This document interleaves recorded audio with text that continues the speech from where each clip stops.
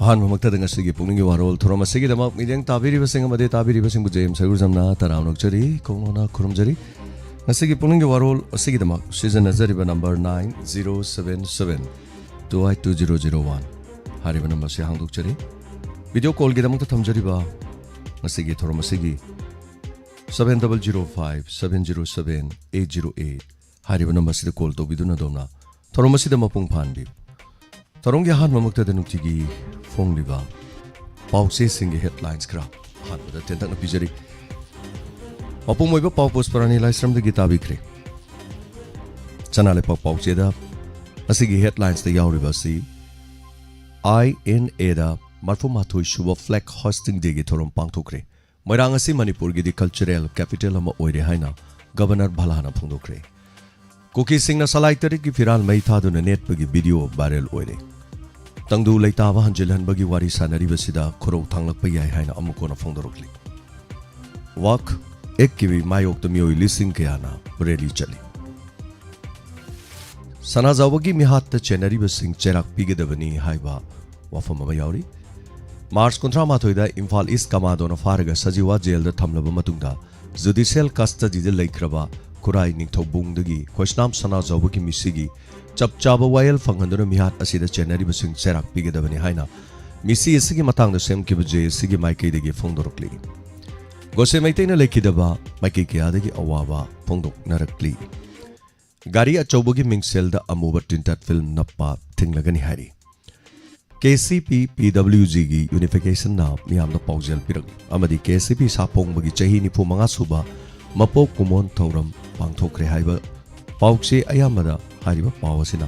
headlines oiduna phongi hapta amagi manung dalengak semba ngamloidabu oirabadi assembly dissolve to haina PPAM na phongdorokre loinana lilong sajingda pureiromba eco park hangdokre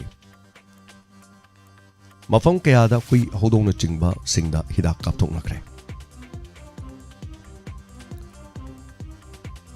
Panamgi headlines da punna chapni naba yaba wakalon manaba legislator sing punchilaga thubalenga kamasem lagani haina 8 Satyabrat na phongdokre Assam da di official oiba thaba khudimakta Assamese loan season nabana Assam lenga na season nana bagi da makhang hankre Taurang asimaksu Manipur da supaika ningbagi apamba miyamna phongdok narakli MP Sana Zawuna Senior Citizen Forum Kakching Administrative Block Sangaduna miyamna khusinakre Loinana police officer tara mapangi fam hongdo hongjin tokre Amaromda lambi semba ating balahendanaba top dusra ki club amadi mera 5 club sing mera 5 sin governor da takshin kre makata bada huyalam pawgi headlines kramo bijagi huyalam pawgi headlines su wak amendment 1 mayok ta supreme court na Manipur ki congress yauna petition khara su file tokre wak ek 2025 sing narapa petition sing Kasi Chief Justice na luchingba bench na khanargani hairi loinana chayol amagi manung da anova lengak sengbu da bani hani alliance na phongdo PUKNING yauri Imphal East ki CDO na KCP noyon gi kadar sing phaduna pukhu da miyoi mangai manung da amasire haibagi pau yauri loinana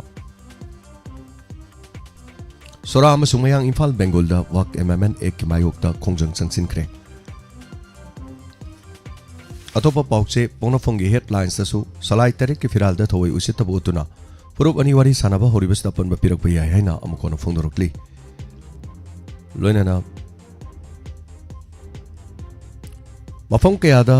wak vilgi mayok da Supreme Court da case thangar kre mafong kayada leptana khongjang changsin narakli ngarang dagi single use plastic season abagi ating batam kre Khosnam Sana Zawagi postmortem tawdrabadi tawkre haksang lowdri haiba warol Siroi festival pangthokodori haiba wafam fair services ki week hodokre Masiga loinana mapangi hoiba pau karamu pizari Yena balaiba ki drone yankai Arunachal Pradesh ki border tamna faisilakpada laser weapon na kapthavadagi malem pumbangak na kre heri China na laman khumba horoduna Boeing jet delivery tawba lepkre lan kankalakadori Subnagi minute Taramathoy da lupa crore Amaga Lak taramanga tingduna space koiruba nupi taruk mai pakna halakre hari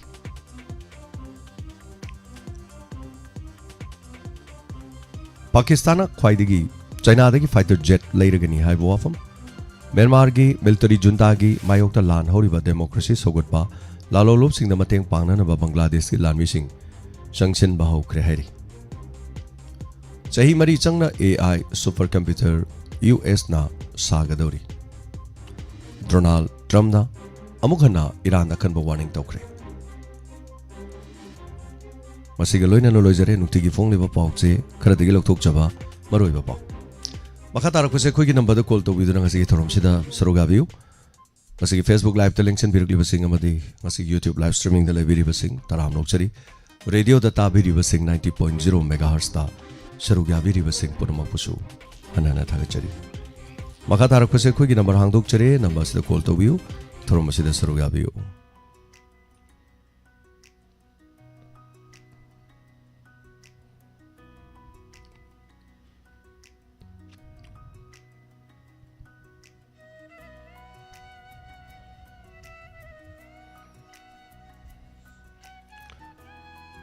Hello. Hello. Hello. Mingama delay from Highview.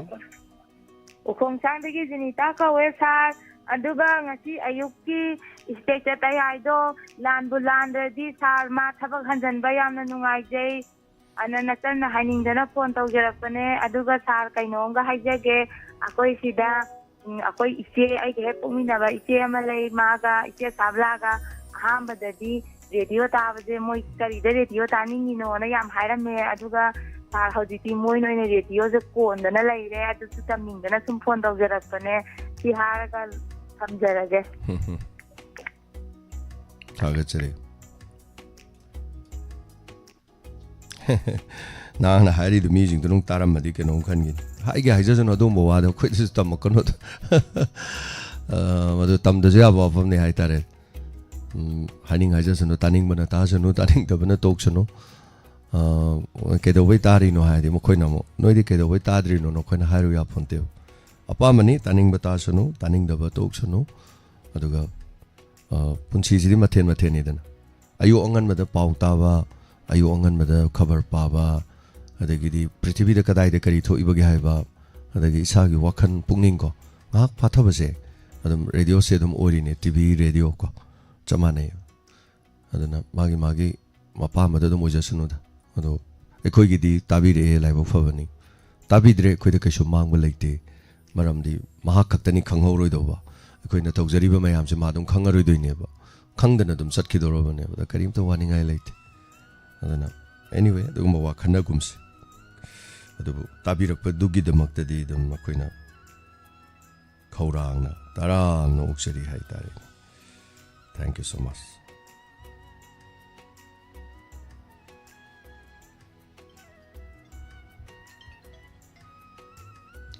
Hello. Mingama delay from Highview. Hello, sir. Contact the radio. I can't let over the gate in our country. Kari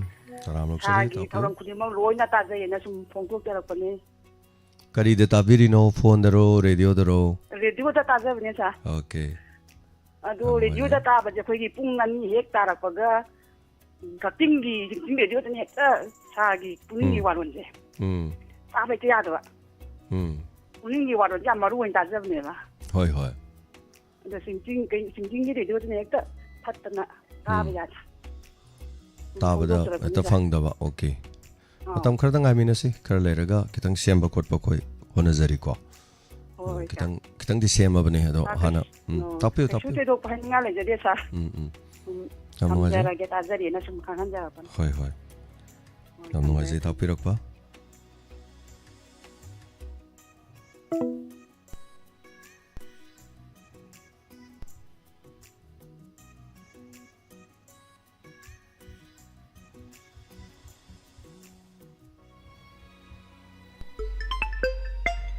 Hello.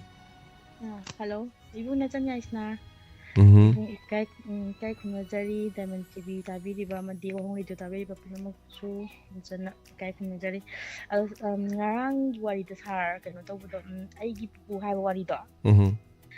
ꯑꯩ ꯈꯤꯇꯪ ꯀꯞꯅꯤꯡ ꯇꯧꯕ ꯃꯇꯥꯡ ꯈꯔ ꯌꯥꯎꯋꯦꯕꯀꯣ ꯑꯩ ꯏꯁꯄꯦꯛ ꯀꯥꯏꯈꯤꯕꯒꯤ ꯃꯇꯥꯡꯗ ꯃꯤꯠ ꯌꯥꯝ ꯅꯨꯡꯉꯥꯏꯇꯕꯅꯦꯕ ꯏꯁꯄꯦꯛ ꯀꯥꯏꯈ꯭ꯔꯀꯥꯟꯗ ꯅꯣꯡꯃ ꯅꯤꯅꯤ ꯁꯤꯟꯗꯕꯤꯒ ꯂꯩꯕꯁꯦ ꯌꯥꯝ ꯋꯥꯈꯤꯕꯀꯣ ꯑꯗ ꯑꯩꯉꯣꯟꯗ ꯑꯁ ꯑꯩꯅ ꯅꯨꯡꯉꯥꯏꯈꯤꯗꯕꯗ ꯆꯥꯛ ꯂꯥꯎ ꯆꯤꯡꯖꯜꯂ ꯑꯍꯟꯗꯨꯅꯗꯤ ꯀꯌꯥꯝ ꯅꯨꯡꯉꯥꯏꯔꯝꯃꯣꯏ ꯀꯥꯏ ꯈꯟꯖꯜꯂꯒ ꯌꯥꯝ ꯏꯃꯣꯁꯅꯦꯜꯒꯤ ꯃꯇꯦꯡ ꯑꯃ ꯑꯣꯏꯈ꯭ꯔꯦꯕ ꯑꯗꯨꯒ ꯃꯥꯅ ꯑꯃꯨꯛꯀ ꯌꯨꯝ ꯊꯥꯗꯣꯛꯑꯒ ꯆꯠꯂꯝꯗꯥꯏꯗ ꯑꯍꯟꯗꯨꯅ ꯆꯠꯂꯝꯗꯥꯏꯗ ꯃꯌꯨꯝ ꯄꯨꯔ ꯊꯣꯛꯂꯛꯄꯗ ꯀꯩ ꯄꯨꯏꯅꯣ ꯄꯩꯁꯥ ꯄꯨꯜꯂꯦꯅ ꯇꯧꯕꯗꯣ ꯑꯩꯗꯤ ꯅꯪꯒꯤ ꯅꯄꯨꯔꯣꯏꯕ ꯃꯤ ꯑꯣꯏꯅꯕ ꯁꯦꯝꯅꯕ ꯍꯣꯠꯅꯕꯗ ꯁꯦꯟ ꯄꯨꯟꯁꯤꯟꯕꯗꯤ ꯉꯝꯍꯧꯗ꯭ꯔꯦ ꯍꯥꯏꯕ ꯗꯥꯏꯂꯣꯛ ꯃꯇꯦꯛꯁꯤꯒ ꯌꯥꯝ ꯊꯤꯅ ꯐꯖꯈ꯭ꯔꯦ ꯁꯥꯔ ꯌꯥꯝ ꯊꯤꯅ ꯊꯥꯒꯠꯆꯔꯤ ꯁꯥꯔ ꯑꯗꯨꯒ ꯁꯥꯔꯁꯨ ꯋꯥꯔꯤꯗꯨ ꯃꯇꯦꯛꯇꯣ ꯄꯥꯅ ꯀꯞꯄꯝꯗꯧ ꯃꯥꯜꯂꯦ ꯑꯩꯅ ꯁꯨꯝ ꯇꯥꯕꯗ ꯍꯥꯏꯗꯤ ꯃꯥꯒꯤ ꯁꯥꯔꯅ ꯅꯥꯇꯣꯟ ꯆꯤꯡꯈꯠꯄꯒꯤ ꯀꯩꯅꯣ ꯁꯥꯔꯁꯨ ꯀꯞꯄ ꯃꯥꯜꯂꯦꯅ ꯋꯥꯈꯜꯁꯨ ꯈꯜꯂꯦꯕ ꯑꯩꯅ ꯀꯞꯄꯅꯦ ꯅꯨꯡꯁꯤꯌꯦ ꯌꯥꯝ ꯅꯨꯡꯁꯤꯌꯦ ꯑꯗꯨꯒ ꯇꯌꯥꯏꯁꯨ ꯑꯃꯨꯛ ꯍꯜꯂꯛꯈ꯭ꯔꯦ ꯌꯥꯝ ꯅꯨꯡꯉꯥꯏꯖꯦ ꯁꯥꯔꯅ ꯊꯥꯗꯔꯝꯒꯗꯕ ꯃꯗꯨꯗ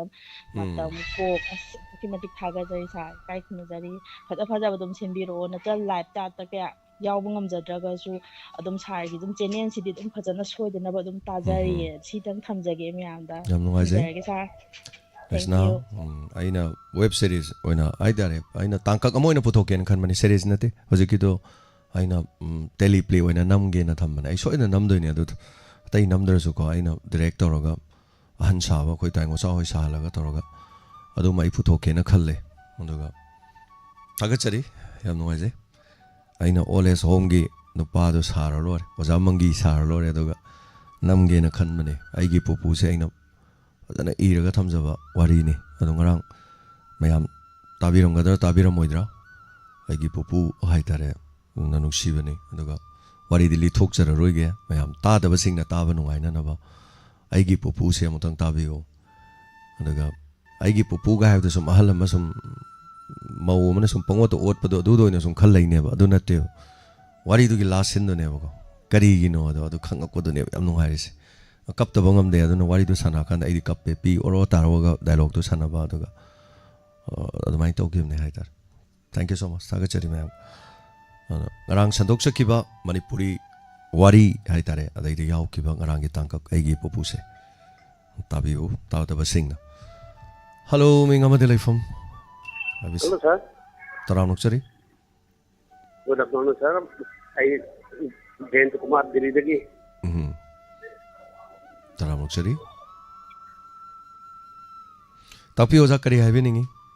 Narangi, I give Pura is Santa. Adoga Sana Lilani Sanaruga, Alaga is a Diana come from Sana. He's a novel one. Target have a cousin here, San Antonio role, Sankara and Toleramo, and I didn't know one. Hi. I would say. We Adoga, because I am no I. San Antonio, some over Mangono. In one group, started to get away one and two and two funded there. I am no idea. Thank you. ꯊꯥꯒꯠꯆꯔꯤ ꯑꯣꯖꯥ ꯊꯧꯔꯝ ꯁꯔꯨꯛ ꯌꯥꯕꯤꯔꯛꯄ ꯅꯪꯅꯕ ꯍꯣꯠꯅꯖꯔꯤꯅꯤ ꯑꯩꯒꯤ ꯊꯕꯛꯁꯦ ꯁꯤꯅꯤ ꯑꯗꯣ ꯉꯁꯤꯗꯤ ꯈꯔ ꯐ꯭ꯔꯤ ꯑꯣꯏꯔꯦ ꯏꯁꯥꯁꯦ ꯉꯁꯤꯗꯤ ꯊꯕꯛ ꯑꯇꯩ ꯑꯇꯩꯁꯨ ꯆꯠꯊꯣꯛꯆꯔꯔꯣꯏꯒꯦꯅ ꯈꯤꯇꯪ ꯄꯣꯊꯥꯔ ꯂꯩꯒꯦꯅ ꯈꯜꯂꯦ ꯍꯥꯏꯇꯥꯔꯦ ꯑꯗꯨꯅ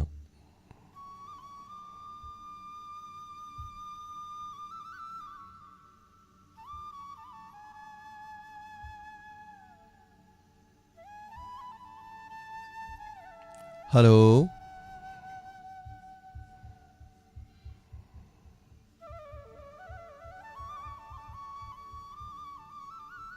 Ming amati from Habiu. Sir, nungkai dagi toy kawin sir.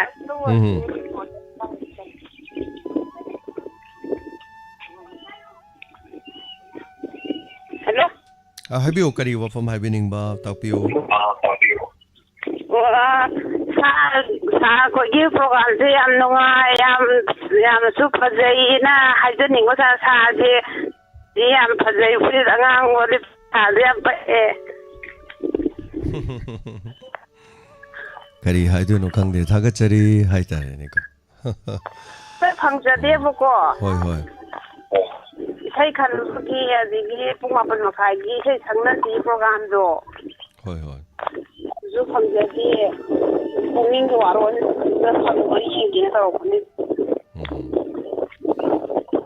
Hoi kitang matang saruk abiyo aduga saruk yaraga fangnanaba ko tai kari haibining balai biri makhon se yamna langi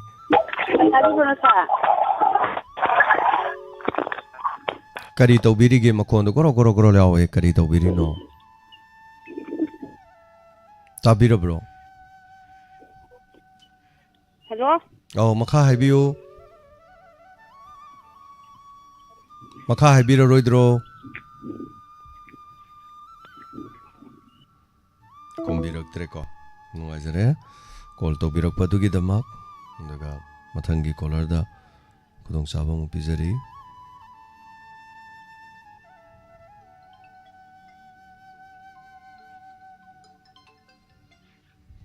Hello.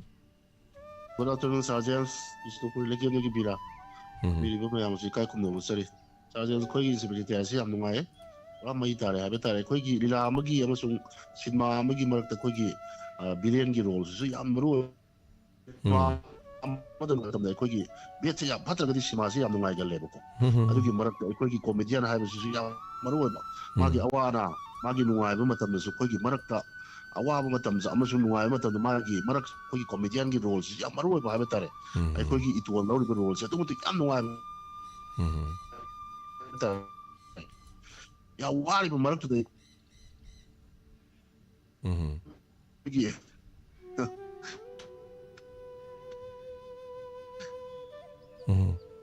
Tapi Mai median gitu ya. Si Sergeant su paisa tapi ya koi pangi. Adi koi gi kari pangi ya koi puni waron koi kari puni waron ta noi paisa pangra hai wa pamo musu me. Omang ta koi pangi. Koi pangi kari pangi paisa pangi. Koi gi minung si pangi. Adi koi nung si ba pangi maru pangi. Koi gi ima iben isal se adi koi gi maru pang mayam ma koi kangnaram da ba kaya ma koi gi puni gi waron gi platform di koi gi sar di number low ga atopagi meza amasung gobindagi number low koi kya am pangi asibu kana da ba kai lege ba mayam pangi kana ba pangi ha ba tara sa ko koi gi awana tar ko matam dai koi gi mati kitang pang ni waron platform se leram dra di mati ngai sigi kano se phangwa ya lo se ba phange ba isam ju phangi ni atai dei makata abdi kya hai ba ya bra ya da ba khang ji madum ni sari makata na hajar roi mama ya mom phangi ha ba tara minung si phangi kwai di maru o de di minung si du ni nung si ba bu yaw dra ba di siki mo phang mati bang da minung si du di apuna ma ko na ka thok pangam ya ba se nung si ba gi makha pole ha ba tare adana sarjan koi se sahi ani lan se sujale koi ipa ipu na koi gi iramdam se yamna ingna singna jati kaya ama punna tamindana ba koi gi iramdam nuksi sanana koi gi kari hagene koi gi climate so yamna kari hagene ayinga sa se yam chang na yamna ingna singna le nama manipur iramdam se koi gi mathong mar khang da koi gi refugee illegal immigrants sin sibo illegal sin jana koi gi manipur se khabai khara sarak pa agi mapi pa or sin jana koi gi matha tongsalaga koi gi particularly koi gi jati ama bo pura muthalage tumhan lage haibagi mo ga mo koi kano se kari hagene bisang sanga ga madugi kano se koi wana khanga ko madugi asa su udaba ba tare madugi waroi silam su purapagi mami su udaba adu koi no ji kari tawba ta ga dage koi gi supreme court lai sibu koi na madugi mateng lorga mapi pa ori sing sigi mateng lorga koi na makoi kano da tawbadi ya mo ya da bazala haiba sa sara ba thamja. Thank you so much.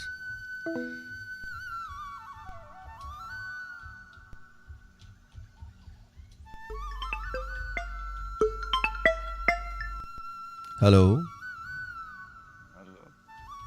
Mingalai fonga habiyo.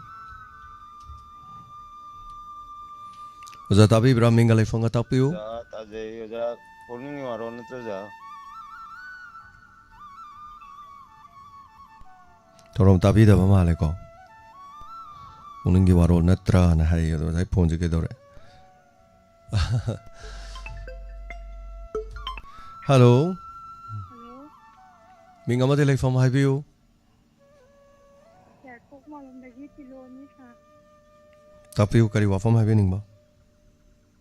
Dạ, ra tới giờ cái tập ra. Dạ, có cái thùng đưa lila tao mới đi xài cái lila này nè, hàng ngủ đây. Dạ, bốc cái này vậy cho tôi lila nó. Dạ, có cái thùng gông cái đồ. Thùng gông hay khăng đấy. Hoi tập view madam kari tàu rồi kari lấy ra hai view. Đó hàng ngủ cái nào mà cái chơi cái party đồ. 이제 저걸 파티드나 그냥 사기 처럼 야구를 하는 애고 야구 한 거들이나 야구에 나가거든 뭐 이리 사랑 빨래거니 사랑 파티 임게로 할 거니까 그리노도 하이비리 와서 얘기하는 따들 미겔리라 파티도 한국이 하이로 이제 저걸 파티도 이세 석버도 미기 어코이나 트랙 강압도 뭐 항절라디 깨도 보이노도 나 지금 여행하니 다 여행 부디 바자다 사로기는 하이나고 내가 한국이다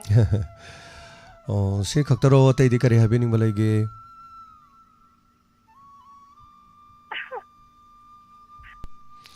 다가처리 매담 미겔리라 파티다 코이라 한거디 야로 미니 실링에디 실리라나 항야데바 어도나니 미나 농아이로도이네바 미 농아이터도 항고이dom네 अखोई नते न खंग लेब अखोई संगाई नि संगाई नत दि मिंगों the सिबु Sangai run हंग बय मतौ लेते बा अद मुइ न सुनु ngai ro ba द मोइ दि यंग गेरो हाइरे हाइदनि अद पोछि यम तांगे सि ममन के तंग ताबि गेरो न हाइद पो जो ले मिदुना नो योन गेरो हाइरे दो अदु मने बा अदु वानि द अदु हेलो सार खंगो बो सिवाम दे कुपी थागचरी तोरम सरुगा बिरकपा करि हाबिनिंगी सार सुरक्षित आई हंजलपुर सार हंजलपुर याम नुंगाई जे होय होय कुपी सार ngai pupu ge hana da ma ti ma tau do adu yaam nungai je sa होय होय याम नुंगाई जे सार di kon ta do yaam nungai ji सार adu yaam thunu phabiro sa होय कुपी उपाय लेते हिदागुली मैम चारी को हम कने येंगे फरकदरा हारगा नसाई ngahak di amuk khonjen mo thokdre ade sing asaba muk thai mo de hida muk chai kharong phare zoni tawrisi ko kan makani hoje ana baje jajani laise naina covid ka naro boga tawrisi hidaguli marol ama mu lai dori amuk su ko anyway thagachari Sina lo bro tay kari happening balari ko kausi tena sarmiyang gi tawon nam view thagachari chal khoi mayam na pibiri ba bor phangbo ojage thagachari nungaje saruga biro medom sarobla hoi Australia gi Sydney gi mafam sing koiri mayam na sum update tawbire hoina Australia ge koina chaludribam fam haitare ni ko Blue Mountain haina khangnaba South Wales ki nakan de leiba mafam dugi ni Blue Mountains guys adugi aseng basaktam amne thabireis Blue Mountains Australia se am chaw balam ne chaw baduga mayamna Australia gi maram da ai sum pa jabada haitare Australia se magi pak chaw leiri se sidai da mi leiri se only 18% muktane अतै दि मी लेतेब अद सि मनुंग the 65% मुंग दि मी लेबे याबा मफम ओइदेब खुइ मरभूमि खुइ desert ओइबदो अदुम लेब मी ताब ngam यम साबा मफम हाइता अदुग सि तारिब लमसिदि खुइ मताइ गि मफम खर खक्तनेब तारिस सि सोंगक पनि को अदुग मचेत खक्तंग ताबा याबा मफम दुदा तारग लेरि सिंगसे हाइतार अद ऑस्ट्रेलिया वारि से दम नुसिब ले आइना सु पागरे ममांग हाइजग्रे को Australia gay indigenous मसागी हौरकपा Australia da leijaramba mi masagi indigenous oiba mi do adudi mut khrena leire bojix mutri padong leire 8% muk to ngaire moi leiris ada moi se loina tai sing na mi na loina leisan graba British la ga British na mafam adu da palaga leikhibadagi adum leikhibadagi masagi indigenous mi sing se loina mangre na yawe madam Sarobla magi ngarangi mamanabi tim haitare कोई भी photo hello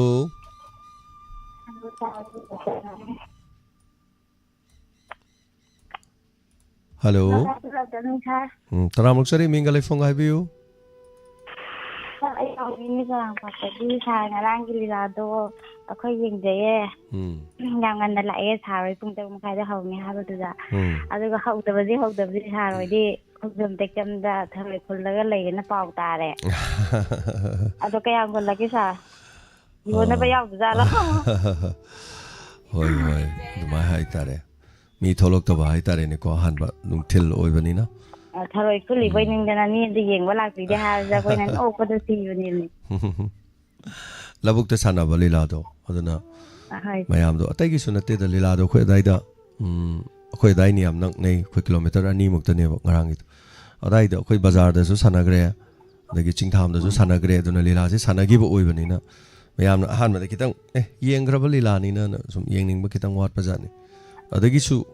คุยสิแต่ดินุ่งเทนปบบตัวตัวมีเดทอกตัวแต่กี่ที่ลีลามาทำสุปราโอยดำนี่นะก็แต่กี่ตั้งมัมลีตรกันแต่มีเสกแต่จีน่าก็ใส่น้ำบังมักตระบายตาเรอดูนะสร้างปัดกี่ตรงงานคิดตั้งงานลำตาระก็ดีมั่วเห็นสร้างปัดแต่ดินุ่งไงจะก็ดำนี่สับพังกี่ดินุ่งไงบ่อยกระอดูบุสร้างปัดที่คิดตั้งเทียงกระเทียงใบเสียมกันเทียงมันนั่นเตะพงมาพันมาค่ายให้บันเอโดหัวตราหัวเรตรามาตัวบาร์อดูมีอัมติลเลสร้างปัดกี่มีอัมอดูไอ้น่ะพงตรุกจะจักชาดันนี่ยังก็มั่วให้ดูสระที่พนันมีนะรำกันดันคัลเลย anyway อัมนุ่งไงจะได้หน่อยแต่ไอ้เด็กมันได้ให้ตัวนึงว่าชายเอาเมื่อกี้ต้องมันจะลีลากี่ยามมันนี่ก็ได้กี่ไอ้ดีอีไม้เบี้ยละได้เล็กไม่ทำจริงนะเมื่อกี้มาตียิงได้ยาเดนะให้เมื่อกี้มางุ่มนะก็ยี่จะอะไรกันนี่จริงๆเดี๋ยวนี้จะเลยแต่ก็ข้านะยาวจะได้ยิงหนึ่งมันรักเจออย่างนี้ว่ะ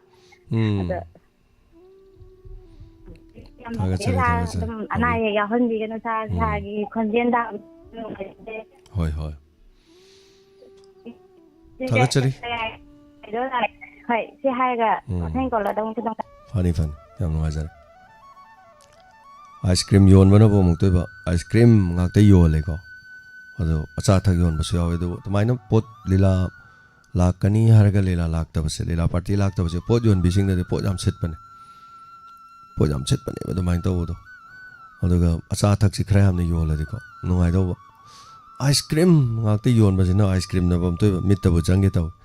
sit so dum bane am sili ko ado sa thak te lei de no ko koi gi mai ga to phong chara ga phajana alu chop ka to phajana beson na seng ba ga to chau ga ta ro ga tilo to moro wa ta ho to yo le ko bi ga chai sala ga khra da mai ga cha ba ya ba ko koi si de bung pa yon de ba de ma pham ngarang di bora yo lo ma si yawe akoi sapang gi to du bora ga yo la mai na bora ga yon ba khol ba to si khra pa yo packet la ko cha bo du di janing de hai ta re khoi de ma de gi cha ba ju phatte ba me am so angang so ngai re ko adna ko khoi na ngang ngi de lila yin budam si jani asmai to ro pa se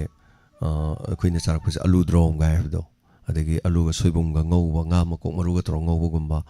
adegi kobi sak kum ba chi da ha pa ga la da ha pa ga chare ho ji kan angang jing na cha bi ya ro hai tar am si jan khalo de anyway matam gini hojik ti junk food ngak tani hai ro ga alu chi khoi gi se uncle chip ai ga dra potato chips hai tare ni so marang kai na dum yo le dum ba junk food ngak ta junk food sing si sa ba do phat ta ngak tani kari nu mi to sai no na khang manati hoi khangi adu ngasi thong ba chai jang do hai no ala sa ba sil ni then packet tu da tha taruk ki mamang da tari ki mamang da thong ro ba pot taw ro ba pot to khoina tha tare ni pa le sa ba ja fa ba nati chemical na ni hello ming amade le from highview hello ming amade le from top view highview hello sarang patagi ming highview ming kana kunjamani top view kari wa from highview highview tumin le bi gano tumin ni warong gi ta da ba pui da ba kari gino ta dri di phone to ba phang da ba gi ro ta da ba kui re hai ji kai gino radio lai ta ba gi ro thabak sang da ba gi ro tai wo de ta jai sai ba so kre on ta ko da ong ta phang da ba da ngasi di phang e do sum yam nongai tumin warong ta ba je ko yo ka ta wi do hoi highview harau male radio da sutari reverse la ta ba de dum ta de khajum lagi inspector ta ya gi jo khoi ahing ga tum de dum ta je ye ba hoi ado ong tan ta ba lak je de khan ba ni do tan ja ri phang dre ado radio da ta je mani na khoi je kana ta de ahing ga tum dre jom pong ani makhai ba wa dum tai loi ba wa da hoi radio da ta bi no ngai na dum Sahi ama fadorobani koina tawjarisi. Phone kanodi paibado khoina ima na ahal loramina paiba kaya hai tadana kari haini kana tawdre aduga radio da de dum tagai Funny ma radio da tabana radio leitabana phone da adagi radio natraga phone leitragana natraga TV da su yengba yare warini ko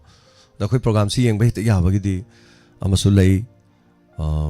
smart TV ma leiraba do hazikan di smart TV do inau somorjina smart TV do on thok pa yaba kano kids leire hare any TV ma leiraba smart kit si smart TV do on thok piraba yum da internet fangaba internet si adongi phone dagi wifi oibe yai hotspot oibe yai yum da internet leibo be ador de khoi diamond TV channel se adongi TV set adum yeng ya doine YouTube da jang khoi program se live torok adum yeng ba ya anyway thagachari madu khakta natana phone da Manipur online radio download to biraga Manipur da leiriba radio mayam aduga hojikti radio khoigi license oidaba khoigi kare haitare online radio oiba kharasu dum yaurabane pikthanna taning ba program sing changaga tabi ba yare pam kaithel da aikoina pamba pochai mayam yoli pam da su yoli andaga aikoina leining ba ai isa gi ai gi thamoi da aina pamjaba du changaga dum lei natra adumaina tawdana radio mayam do dagi changa ga nungai ba du khalaga adumna tabi ba yai kanai na khanba pothai na khanba taning da bana skip tawba da karim da kai ba lei smai tawdana tonga ro platform ni panda Diamond TV Wahong Radio na mayam gi program sandok chaduna hona jaribani ahing nungthil khaidana mathangi kolar da khudong chaba pijari saruga biyo thorom sida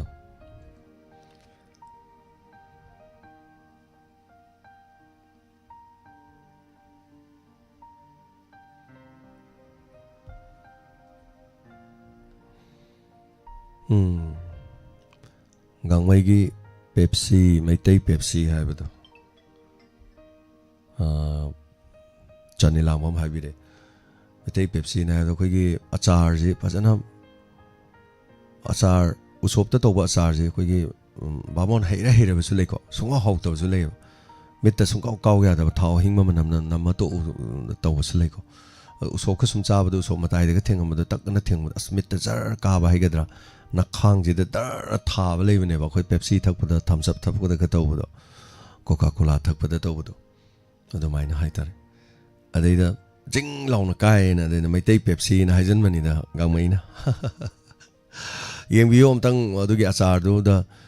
thabi du phajana soidok piro machai oina do thabi du smaina chup nam tang lup pom tang si aga yeng bi kadai da pan gem de yeng bi jing law ka ne du khunungai do dewan hello ming amade lai from mai bis Hello sir, I Chandra Khong dagi mutum lang limbi. Madam taram lok chari tapiyo kari happening ba. Sir ngarangi tayay atheng bagi do aduda amar tolak pado yam nungai bai tare. Oi wari na handay amar si yam yawhon ning ba dumay na ang tang ohan ning ba. Hoi. Dana thong en. Aja tahu bisa. Hoi. Agak cari madam. Paikom bagi. Adom tamin sih, mayam kari. Malagi na aman. Gang may ga ito gana sana tumbahan bro. Karin ka. Adu pu matang jam nungai sa. Hoi. Siya gandum tham jara ge sa. Agak cari.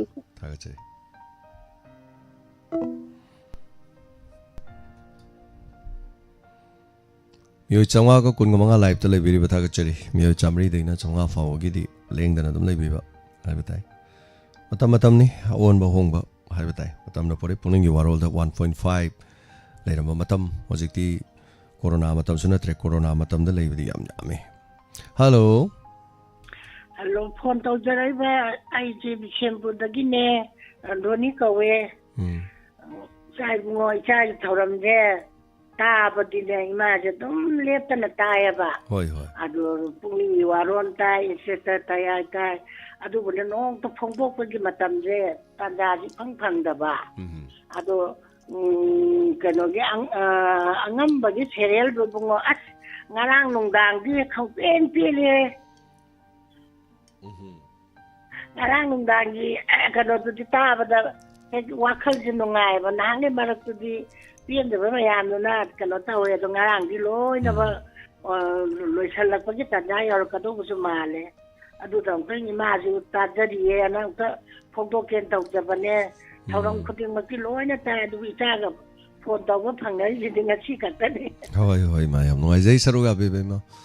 tabiyo dum nuai na pothabiyo tara ga ta jadi loy na program khuting ma thagachari makha mu kano tau jaraga fani ma thagachari thorom saruga berak Bishnupur dagi thorom saruga berak tana haitar mai ke adagi ni makhan sum yeng biyo mayam tabiri singjilam manada ba mayam call to biragli base mafam ke adagi haija batare odaga sumang lila chatpa ngasi numit mari mangani tang 18 phawadi 18 phawadi pak chatlaroi 18 dei chalak pa yalai numit ini home days di op lawre haitar pura khoi lilam lawdre khoi gi artist ama kak ma gi nupi narak pa aduna guwahati da ngasi pugodoba aduga 18 numit ini home dia ada layengaga tangai fadana mo mahak artist mo tholokadoba ada mahak atai mung manung lihawraga sine koi artist singi birata yaji nara juma tangai fadana soti lormaga ma thama ma lakte adabot aduni tawris aduna koi numi humni mutu lep kadori numi humni muksi fazana potharaga kai keno tawdori aduna mayam kawbigano tang taragani pandasu Madam Silomi unazagani adomadong gi cha singi career samnanabagi damak to wahang hangbiu Madam Silomi unazagani hello sir mingalai fanga tapisi o sanai be wa khadagi do tapiu kari habening ba ram soruga berakui habiu o ai ngasi dia ipam da lay ba ko ipam di kai lamno pangan sibai juno do kari huidrom yumnam huidrom tapiu ko di bi dem be prek ti yeng ba ko sai program dia do moi me an ngai hai ba yam nungai jai yengbi bagi damak yengbiri ba punamak haitare ni koi thorom dubu saru ga bidana koi no honazari se masing thabi badani yam nungai jai sa se ne loi nungai ta ya yam nungai yam nungai jai tagachari adudi ipam da lak padi kari mathel to biragi usop ta we usop ki mathel yam nungai jai ipam da nong phadok lakpa ipam lamdam ubada pungning da kari phawige nungai phawi kapsu kamni angang oringe da sanarakpa chen chong da na mafam du da ko aigi ni ga na khan ko chen sanaram do ukhi ga iroi ba da ningjang da na punamak tu da adai tu da trial toromaga leibana topa da wakha da leiri ne bari sin u dan leiri ne da tagachari madam saruga birak ko soida ngayam na namuk yumda yobi bo yu adaga koigi thorom nungai na tabiu yumda leiba matamda tagachari matangi caller da moko dong jaba pizari saruga biu koigi number hangduk chaduna leiba number sida call to you adaga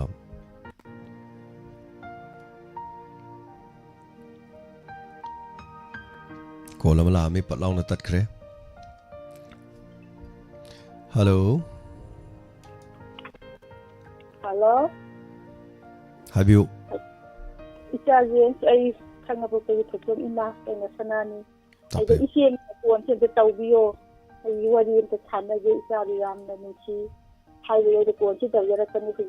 isi de yum de lei ai ne lei ba shi ma tham de ichari da program jabram da ai ga santos ki ma gi dukan du ek mangi yum de imam la jaya ko jadi se hari isi siga wari ta thana de isi cha 이거 하비요 이마디 난 치고 난 콘트 따도 이마는 너 시바 이마기 밍디 까리 거기 cái này sao còn ilang lu pi mình mà này bên này 밍주 자마나 봐 học sinh chứ mà 독종 좀 많아 봐 시바 cái nó ꯏꯄꯥꯟꯗꯁꯨ ꯂꯥꯛꯑꯒꯦ ꯍꯥꯏꯔꯦ ꯑꯗꯨꯒꯤ ꯑꯗ ꯑꯩ ꯈꯪꯍꯧꯗ꯭ꯔꯦ ꯑꯩ ꯅꯪ ꯈꯣꯟꯁꯤꯇ ꯇꯥꯕꯗꯤ ꯃꯥꯅ ꯅꯨꯡꯁꯤꯃꯟꯈꯤꯗꯅ ꯑꯩꯅ ꯏꯅꯥꯎꯅꯨꯄꯤꯁꯤꯗ ꯍꯥꯏꯕꯅꯦꯗ ꯑꯗꯨꯗ ꯌꯥꯔꯕ ꯄꯨꯡ ꯀꯌꯥꯗ ꯁꯪꯕꯅꯣ ꯃꯇꯝꯗꯤ ꯅꯪꯅ ꯁꯪꯗꯧꯕꯗꯣ ꯑꯝꯇ ꯍꯥꯏꯌꯣ ꯑꯣ ꯀꯔꯤꯒꯤꯅꯣ ꯏꯃꯥ ꯃꯇꯝ ꯁꯪꯕꯗꯤ ꯋꯥꯔꯤ ꯁꯥꯕꯒꯤꯔꯣ ꯂꯥꯛꯄꯒꯤꯔꯣ ꯂꯥꯛꯄꯒꯤ ꯁꯛ ꯎꯅꯕꯒꯤ ꯑꯩ ꯏꯔꯥꯅ ꯅꯨꯡꯁꯤꯗꯅꯅꯦ ꯅꯪꯕꯨ ꯑꯝꯇ ꯎꯅꯤꯡꯉꯤ ꯍꯥꯏꯌꯦ ꯑꯗ ꯄꯨꯡ ꯀꯌꯥꯗ ꯂꯥꯛꯑꯣ ꯏꯆꯦꯁꯤꯅ ꯍꯥꯏꯔꯤꯕ ꯑꯣ ꯄꯨꯡ ꯁꯤꯗ ꯂꯥꯛꯄꯒꯤꯗꯤ ꯅꯨꯡꯊꯤꯟ ꯑꯣꯏꯔꯒꯅ ꯄꯨꯡ 3ꯒꯤ ꯃꯇꯨꯡ ꯌꯥꯏ ꯑꯗꯣ ꯍꯌꯦꯡꯗꯤ ꯌꯥꯗꯦ ꯍꯌꯦꯡꯗꯤ ꯑꯃꯨꯛ ꯑꯩ ꯗꯣꯛꯇꯔ ꯆꯠꯀꯅꯤ ꯑꯗꯒꯤ ꯍꯥꯡꯆꯤꯠ ꯑꯗꯨꯝ ꯌꯥꯏ ꯅꯨꯡꯊꯤꯟ ꯑꯗꯒꯤ ꯑꯌꯨꯛꯅ ꯄꯨꯡ 10:30 11 ꯗꯩꯅ 12 ꯐꯥꯎꯕꯒꯤ ꯃꯅꯨꯡ ꯍꯥꯏꯇꯥꯔꯦ ꯁꯤ ꯃꯅꯨꯡ ꯌꯥꯏ ꯄꯨꯡ ꯑꯗꯒꯤ ꯑꯌꯨꯛꯀꯤꯅ ꯄꯨꯡ 10:30 ꯍꯥꯏꯔꯤꯕ ꯍꯣꯏ ꯍꯣꯏ ꯑꯗꯨꯝ ꯐꯥꯎꯅꯕꯤꯔꯣ ꯏꯃꯥ ꯊꯥꯒꯠꯆꯔꯤꯀꯣ ꯊꯧꯔꯝ ꯁꯔꯨꯛ ꯌꯥꯕꯤꯔꯛꯄ ꯑꯗꯨꯝ ꯍꯪꯕꯤꯔꯣ ꯐꯣꯟ ꯄꯥꯏꯔꯤꯕꯅꯤꯅ ꯑꯗꯨꯝ ꯂꯥꯛꯀꯗꯧꯕꯗꯣ ꯑꯗꯨꯝ ꯑꯩꯈꯣꯏ ꯁ꯭ꯇꯥꯐꯁꯤꯡꯗ ꯑꯣꯏꯔꯁꯨ ꯑꯗꯨꯝ ꯍꯥꯏꯕꯤꯔꯛꯑꯣ ꯑꯗ ꯑꯩꯉꯣꯟꯗ ꯑꯣꯏꯔꯦ ꯍꯥꯏꯕꯤꯔꯛꯑꯣ ꯊꯥꯒꯠꯆꯔꯤ ꯊꯧꯔꯝ ꯁꯔꯨꯛ ꯌꯥꯕꯤꯔꯛꯄ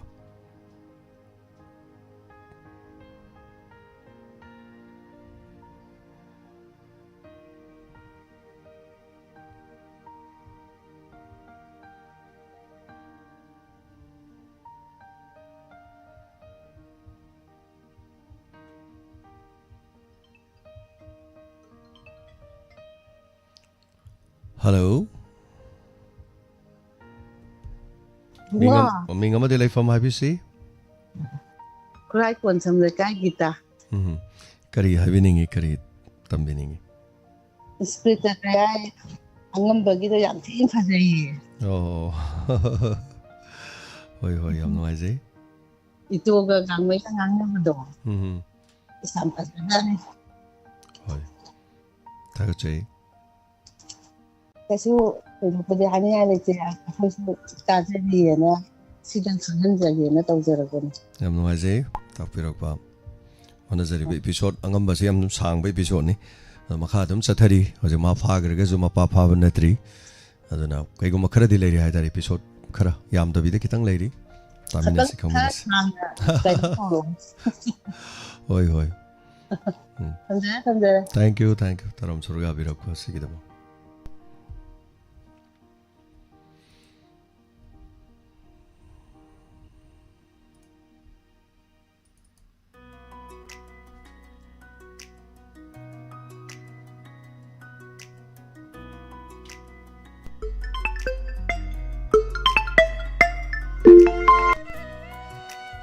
Hello. Hello. Taram Nukchari. Sir, I can the company. Tapu, Kari Wafam Havini. I can I Villa Plaza, Tower Yam Loday Aduna Villa, Namitangi, Ilada, 2020 have Lilado, Karibumba later the Tabiro, Simon. Maming do kariba. 2020 have Lilado star. Okay. Lady Lejoni. Oh, do later Taramton Tabiro, I did last, I'm the Tabi last, going to the Tabiro, but I can get ID Yamazu, I don't I get it. Funny. Yam noise. Tagatari Yang Zagiko. 2020 Sumang Lila.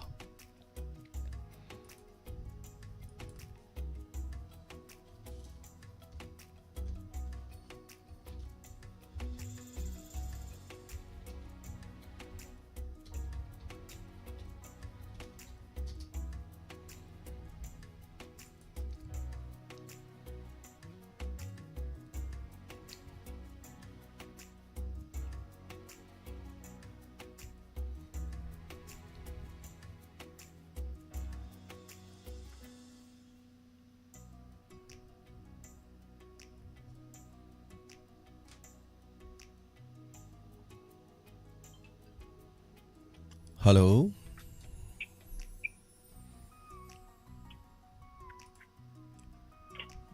Hello, Tabi Drabro, Tumina Lady. ꯃꯤꯡꯒ ꯂꯩꯐꯝꯒ ꯍꯥꯏꯕꯤꯌꯨ ꯁꯥꯔ phone ꯇꯧꯖꯔꯛꯏꯕ ꯑꯩ ꯀꯥꯔꯦꯟꯕꯤ ꯈꯣꯛꯇꯒꯤ ꯁꯟꯖꯥꯔꯥꯅꯤ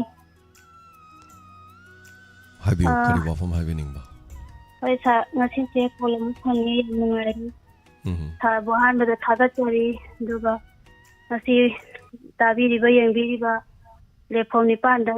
ꯌꯦꯡꯕꯤꯔꯤꯕ ꯇꯥꯕꯤꯔꯤꯕ ꯈ꯭ꯋꯥꯏ ꯈꯨꯗꯤꯡꯃꯛꯄꯨ ꯏꯀꯣꯛꯅꯧꯅ ꯏꯀꯥꯏ ꯈꯨꯝꯅꯕ ꯎꯠꯆꯔꯤ ꯈꯔꯁꯨ ꯑꯗꯨꯝ ꯊꯥꯒꯠꯂꯦ